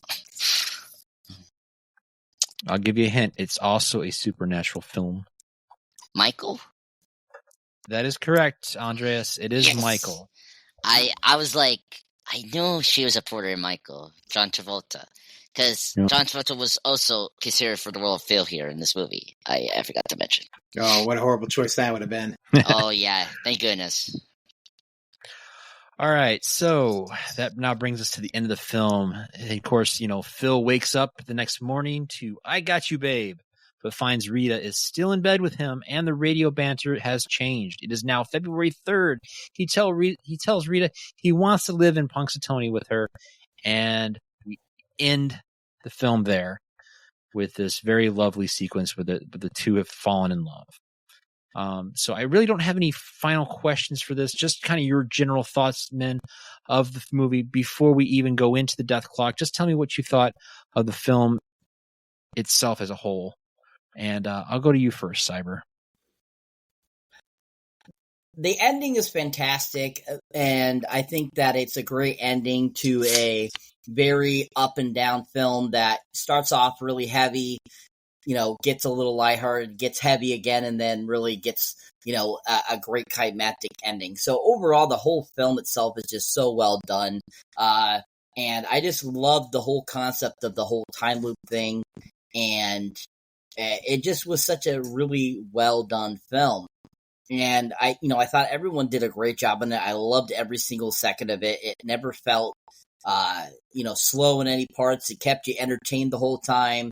And even in its sad moments, it still was funny and still entertaining and kept you, rooting for the film. And it's just one of those great Harold Ramis films that is just one of those great 90s comedy, kind of romantic comedy type of deals that you just can watch over and over again. As we mentioned earlier, just how each time, it's just as good as the first time because it feels like watching the film, in a whole other light because you've gotten a little older, a little wiser and stuff like that. So I think overall the film is a very clever and well-written film that is a very timeless film. And I think even, 50 years from now, when it hits 50 or 60 years old, I still think that this film is going to be considered, one of those great classics they want to keep around so that, generations can see it because it's just such a great film. And to answer that question earlier about how they showed the clock up close, I thought it was kind of interesting at the same time is they actually built that clock, and just like it's everyone, like Joey said, it's Panasonic S5, whatever it was. But what they did is they actually smashed it with a hammer to get those close-up of it to look like it did when it flips from 5:59 to 6 a.m. and any of the ones that they did that in. So I think they did a good job, doing that without having to build any other type of version. They just made those versions that were already smashed, and that's how it got that look at those close-ups. So I thought that was kind of interesting little tidbit there. But yeah, great film, really well done. Overall, just a really fun film. Awesome. All right, how about you, Joey? Any final thoughts on the film? Not necessarily the death clock, but just, what you thought in general. I like the ending. It's a fairy tale ending, and it's a fairy tale movie. It's highly unrealistic, yet it's more realistic than, say, A Christmas Carol. Someone who's an asshole is not going to change overnight. It's the error of their ways. They have to figure it out on their own. And he has decades to do that. I don't feel like it was, like the original script where it was thousands of years. I think it felt more like it was years of him doing this. He definitely became essentially a pro bowler, a pro pool player, a professional piano player, a professional ice sculptor. All of these things take many, many years to perfect. I love the deleted scene where they have Bill Murray with the chainsaw, not pretending, but actually going up to each of the beautiful ice sculptures of the Groundhog and decapitating them one by one.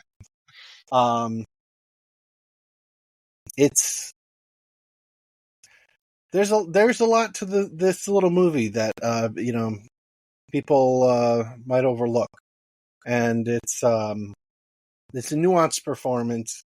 And my other favorite time loop thing is when he's kind of sick of it almost. It's almost like an actor who's done too many takes, but they're telling him to do this. And it's like he's done the same play for way too long. And he's like, oh, look, there's some kids. Let's throw some snowballs at him. Oh, here's a humdinger. And he's just he's faking it. And that's right before things go off the rails where he can't fake it anymore with her. And he's actually not getting as far as he used to with her. And you see a real character arc that wouldn't have taken place quickly, but it takes place quickly for us within our condensed version of this movie. But for him, it's decades of change, and he actually becomes the man that she would tolerate. She's this perfection of as soon as you start acting like an asshole, I'm out of here. But he's not an asshole anymore. He's actually a good guy in the end. Right. How about you, Andreas? Any final thoughts on the ending of the movie? No. When we get the finally, when I was in the time loop, I was like, is this movie going to end? Is this going to be a 3-hour movie or a 4-hour movie? like how long is this going to happen? I was like, what's going to happen to me? I mean, I could just make popcorn and bring my Coke, my Coca-Cola, drink, and enjoy the 4 hour of Bill Murray suffering. But no, when they had their dance, when they started to get close towards the end, and then the loop breaks, and I was kind of surprised. And I love how the slow build. You thought maybe we're yet again restarting, and then the radios do something differently, and the sheer sun starts to end him completely, and then you get the shot where Bill's in the bed, and then Rhea's there, and it was so cool. And yeah, I just love that ending. So sweet. Just was kind of relief and very happy for him, because now he really got out of the loop, which is really great. And I apparently, when he say his last line, let's rent from the start, that was improvised by Bill. It was not from the script, so that was really cool. I always liked that line. And yeah, that's a fantastic movie. I always love it. I was so sad that this was the end of Ramis and Bill's collaboration. I always loved them together as actors. I mean, of course, we grew up watching Ghostbusters.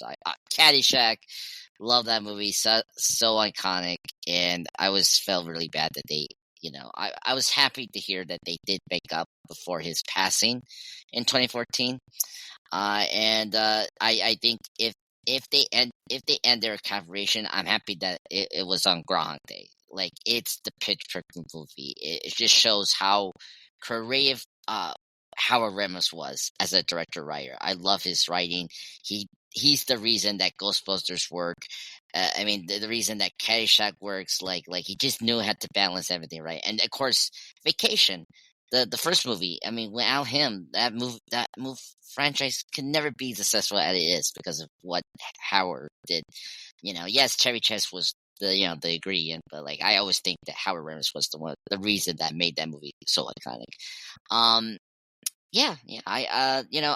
Speaking of favorite moments, I just want to pick it back about the time loops. Like, I always laugh when Phil is so like thoughtful of how to seduce his woman. I always crack up with that, especially with Nancy. Like, he just asks her, like, what's your name? Nancy? And it's like, well, you went to high school, and like, you see the process of that. It's like so funny. But yeah, I thought it was really great. There was something. Oh, the kid he saved. You know what's funny about the kid he saved from the tree? He became a reporter in Punxsutawney as a news reporter. So that's something kind of funny that he saved by Phil. He moved to Pennsylvania, or he became an Illinois news reporter because they shot it in Illinois. Yeah, I think an Illinois reporter. If I think you're right, the Joey. That would be hilarious if he intentionally moved to Punxsutawney. Yeah. So, but yeah, fantastic movie. I'm very excited to rate this film and all that. Nice. All right, Tim. What are your final thoughts on the end of the movie? It's super satisfying. I mean, how can you not like the end of this film? And it's so much better than the original concept of it, because the original concept was Bill was going to wake up with Rita, or no, I'm sorry, Phil was going to wake up next to Rita and be out of his time loop, only to realize that she was in a time loop now.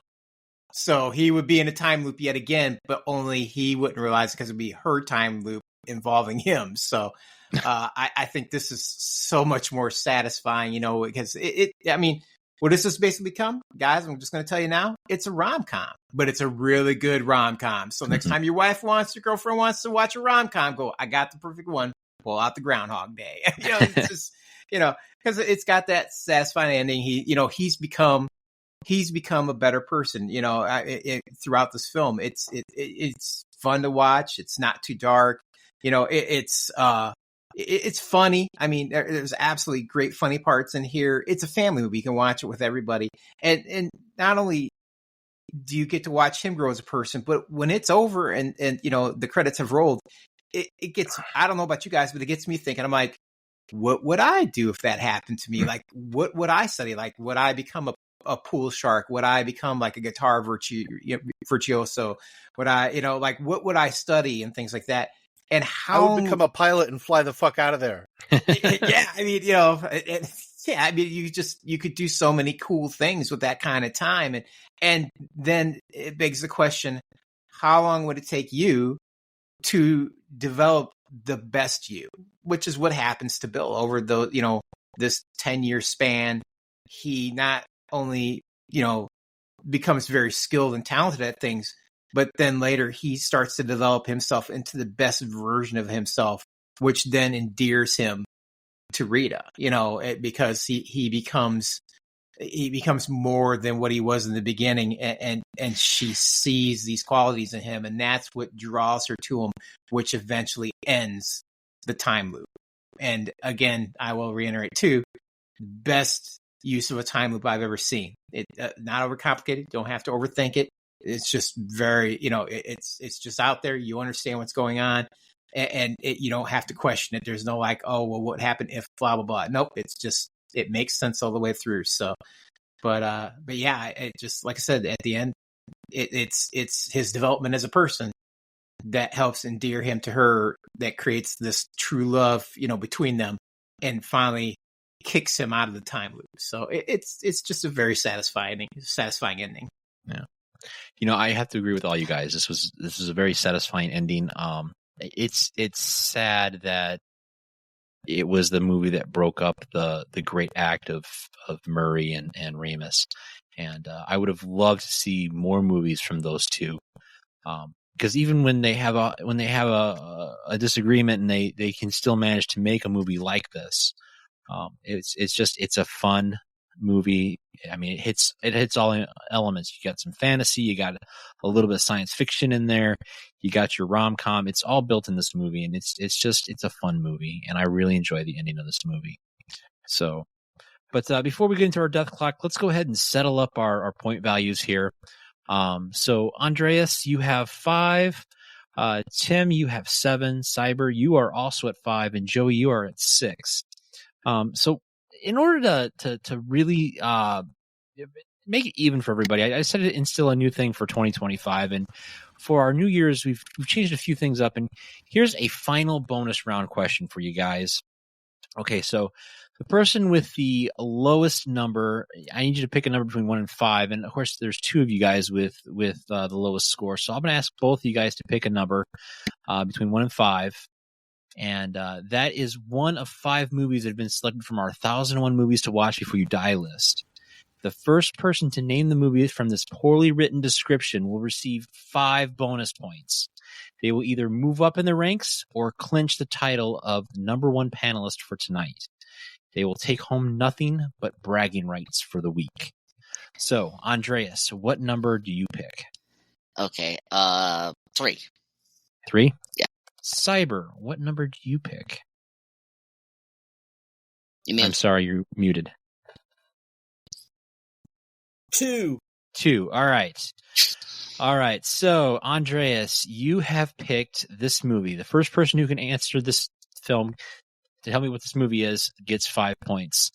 A militant group comes into a man's home and tells him what to do. Oh, God. The Patriot? No. No, is it the Bruce Willis movie? Man Cry? Oh, God. I'm gonna be embarrassed. You mean Hostage? Hostage? Hold on. Yeah. What did I do with my answers? I wrote these, but I didn't put the answers down. The 5 answer points is for the Diary everybody. of Anne Frank. Hold on. The Sound of Music. Sound music. I would buy Tears that one. of the Sun.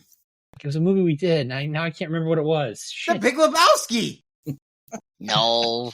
They come into his house and they tell him what to do, and then they piss on his rug or take it or something, don't they? I think. Oh, now I remember what it was. Okay. All right. Yeah. Militant group comes into a man's home and tells him what to do. Forbidden Planet.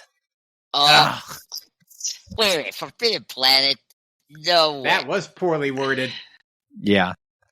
All right. Young man inherits family business and goes on to revolutionize the world of medicine.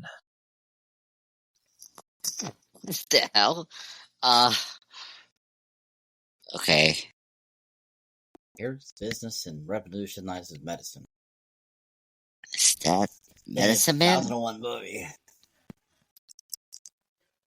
Read it one more time, Matthew. Yeah. Young man inherits family business and goes on to revolutionize the world of medicine.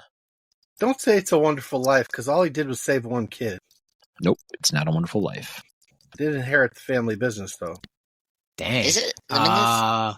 Is it that Bradley Cooper movie, Limitless?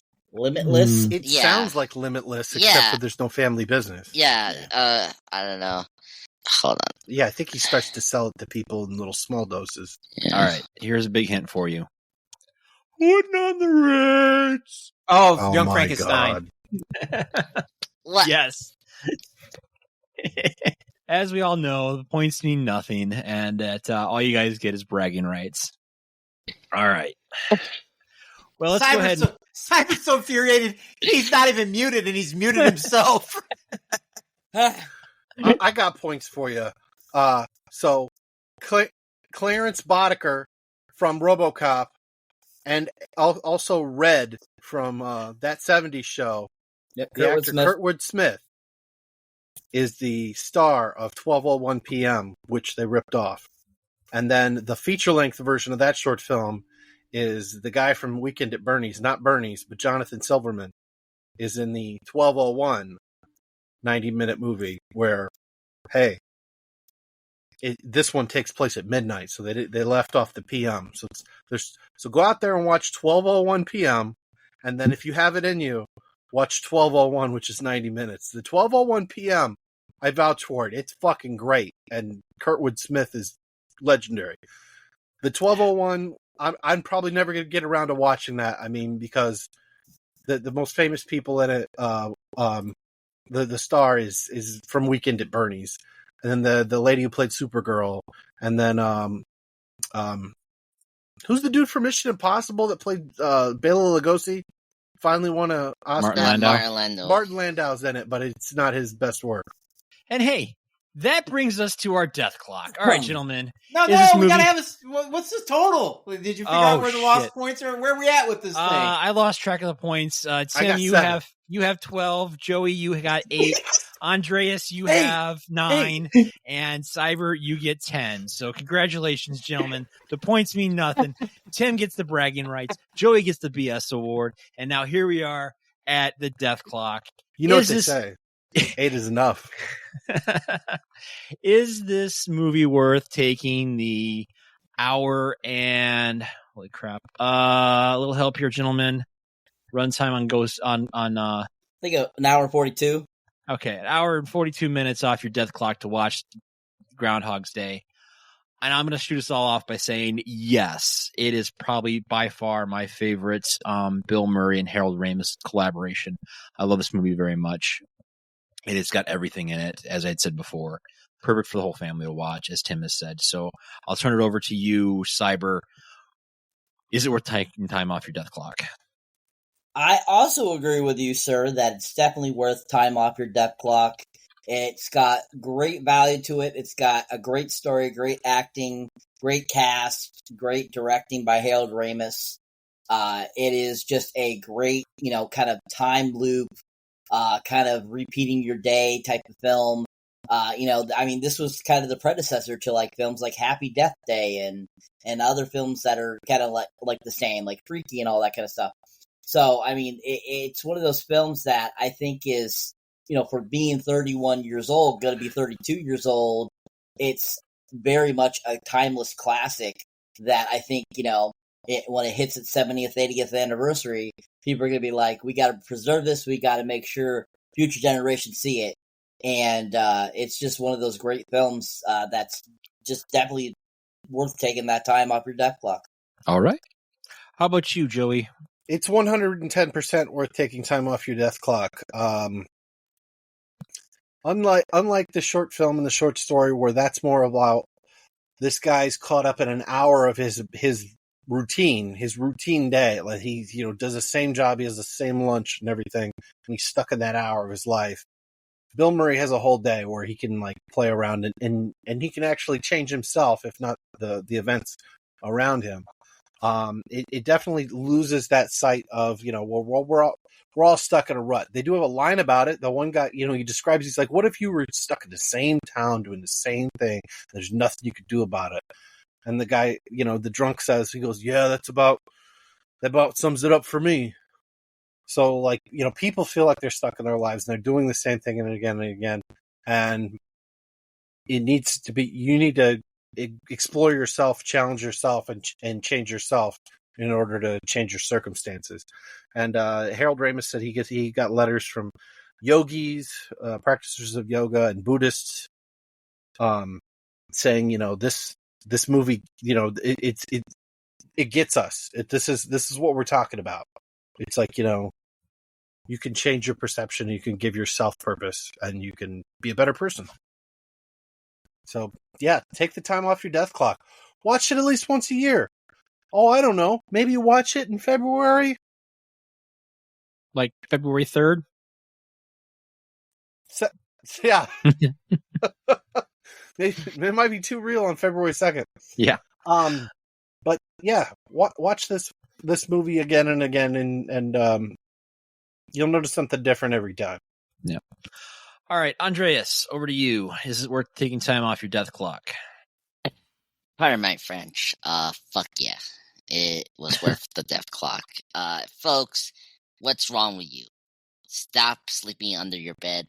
Watch the film. It's fucking amazing. It's fucking great. I don't care I'm cursing so much. I'm telling you right now, it's a fucking amazing movie. It should have won the fucking Oscars of 1993 for Best Picture.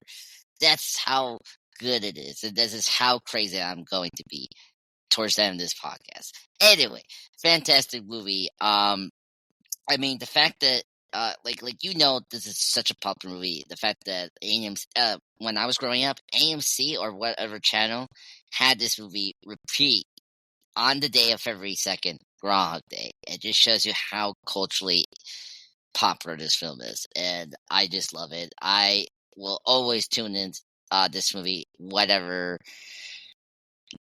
get to Groundhog Day. So I just love this movie. It's one of my personal favorite movies of all time. It's my favorite Bill Maher movie and Howard Reynolds movie. It's fantastic. It's directed well. I just love it. So I just want to thank Matt, Tim, Joey, and of course Cyber for joining me and talking about this movie today. And it helped me a lot to let the stress and all that's been going on with my life right now. So I was very happy to see this movie and release, this crazy thing that's going on in my life. And that's one of the things that's great about Groundhog Day. It's such a therapeutic film for like people like you're kind of like very you're like very selfless, or like you're just kind of here, but like it's like what I'm doing here, what's my life, what's the meaning of life? And I think this really kind of answered that for you, and like in a way that's very unique, and I appreciate that. So it's worth my death clock. All right, awesome. Well, thank you for giving us our explicit tag tonight. Tim, over to you. Don't answer angry. Where do you put it in the death clock? Well, Matthew, let me try to be as subtle as I can. Yes, it's absolutely worth an hour and 41 minutes of your life. Or if you find yourself in a 10-year, time loop, 8,700 or 87,600 hours of your life. So, it's a fun movie. It's again, something you can watch with the whole family. It's enjoyable. It's going to make you, it's going to make you laugh. It's going to make you happy. And it's probably one of Bill Murray's finest moments in film. I mean, don't get me wrong. He's done a lot of great films, but if I had to pick just one Bill Murray film, this might be it for me. I mean, this would be the one I'd be like, if you're going to watch no other Bill Murray film ever again in your life, watch Groundhog Day. It's because it's just that good. I mean, it really is. Awesome. All right, gentlemen. Well, that brings us to mail call. No mail today, but listener, you can email our show at manreviewpodcast@gmail.com. And if you have a thought on a show, let us know. We'll read your email right here on the show and probably address any questions you have. So, all right, gentlemen. Well, that takes us to the end of our show. Does anybody want to have a what you watching, or should we truncate that due to time? I got something brief, but it'll be quick. Okay. For me. Well, folks, right now, currently for me, if you guys tune in for the MCU Bleeding Edge, with me and Cyber, we're doing What If for Monday Reports. So that's what I'm currently watching right now, season 3. And especially, with my mom, recently we watching Yellowstone, the Kevin Costner show, in Paramount Network. Great show. We're in season 4 right now, so we're very excited to get into hopefully the final season and see some of the spinoffs. So that's what I'm currently watching right now. Okay. Anyone else got anything they want to add in? Oh yeah, I've been watching the Fallout series. Finally made it around to that one, and it's definitely worth the hype. I mean, it's a good show. I'm only 4 episodes in so far, but I'm hooked, man. Talk about a TV series that really brings the gaming world alive. I mean, they did a great job with this. So, and the storyline seems rock solid. The characters are really good. I mean, just everything about this show is just spot on. So if, unless I may be the last person on the planet that hasn't seen it, but if you have any interest in it, I would tell you absolutely go out and watch this. You won't be disappointed. Well, you're not the last person on there to watch it. I haven't watched it yet. So, all right. Considering you've recommended it, I'll have to dust off the TV and check it out. How about you, Joey? Anything you're watching that you want to plug? My wife and I, we watched, we binged it. Squid Game Season 2. And it was great.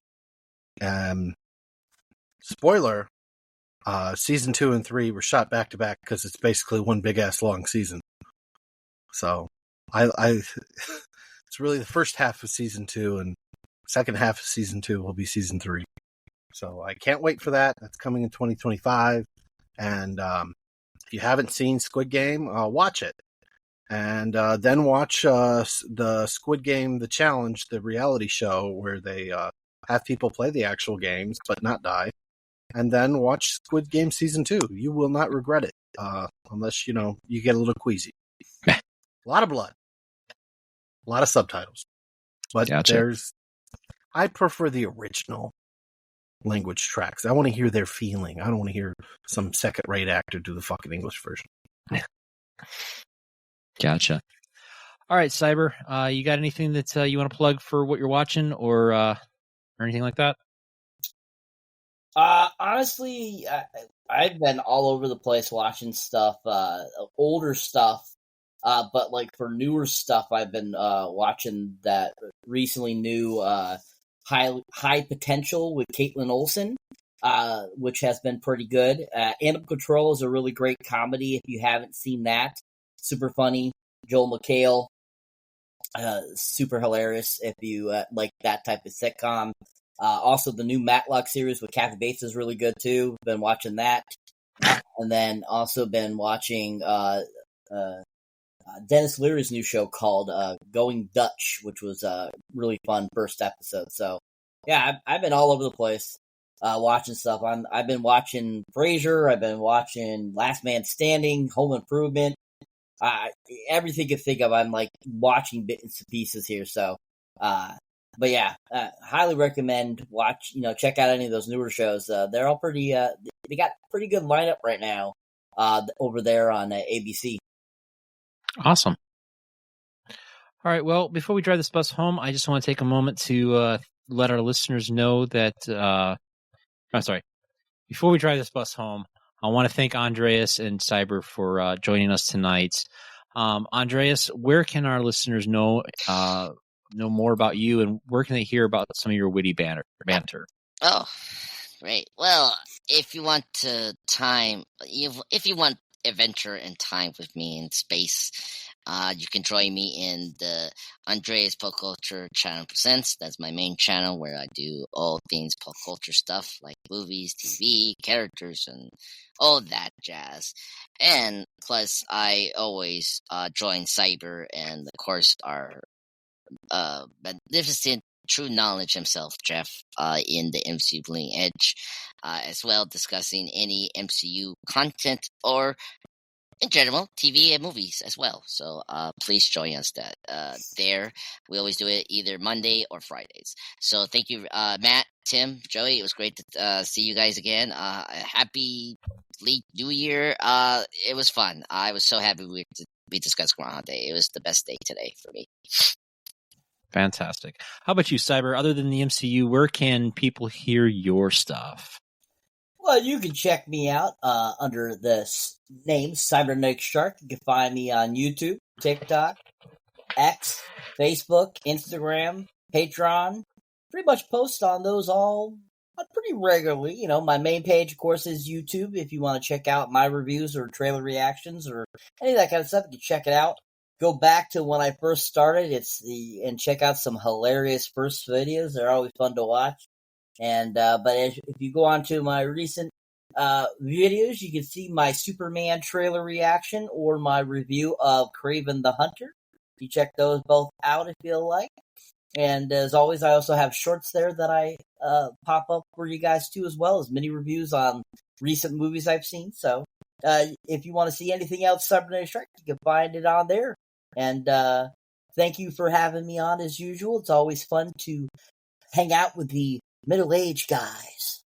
All right, everybody. Well, thanks for listening to the Middle Age Movie Reviews podcast. We hope you've enjoyed our review of Groundhog Day, and we ask that you leave a rating or a comment on whatever platform you listen to us on. I want to thank Cyber and Andreas for joining us tonight. Gentlemen, it's been a pleasure having you in the hot seat. Follow us on Facebook, X, Blue Sky, and Instagram. Have a comment or suggestion? Then email the show at manreviewspodcast@gmail.com. You know, in the original script, Bill Murray got caught up in a blend of orange, lemon, lime, apple, cherry, raspberry, and blueberry. He got caught in a Fruit Loop.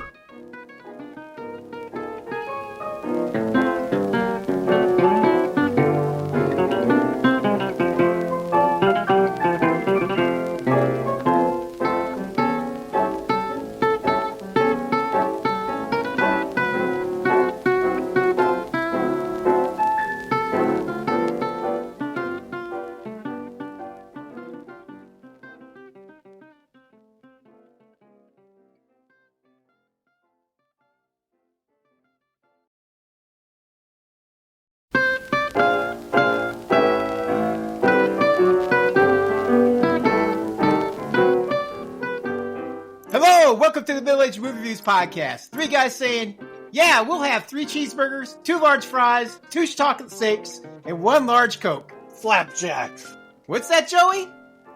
Flapjacks. And some flapjacks. Mm-hmm. Is it too early for flapjacks? Anyway, my name is Tim, and my podcasting partners are... Matt. Joey. Joining us tonight, a man who retains cinematic knowledge as if he's watching the same films in an endless cycle. From CyberneticShark and the MCU's Bleeding Edge YouTube channels, it's Cyber! Say hello, Cyber. Salutations, folks. Also joining us tonight is a man who may be the reason you experienced Deja Vu. From the Andreas the Pop Culture Guy and MCU's Bleeding Edge YouTube channels, it's Andreas! Say hello, Andreas. Hola, amigos.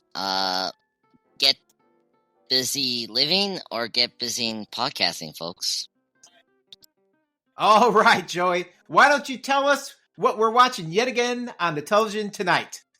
Tonight we are watching the 1993 movie Groundhog Day, number 897 from the book of 1001 Movies You Should Watch Before You Die, written by Danny Rubin and Harold Ramis, directed by Harold Ramis, and starring Bill Murray, Andie MacDowell, and Chris Elliot. Hey guys, do you feel like we've done this before? Bing!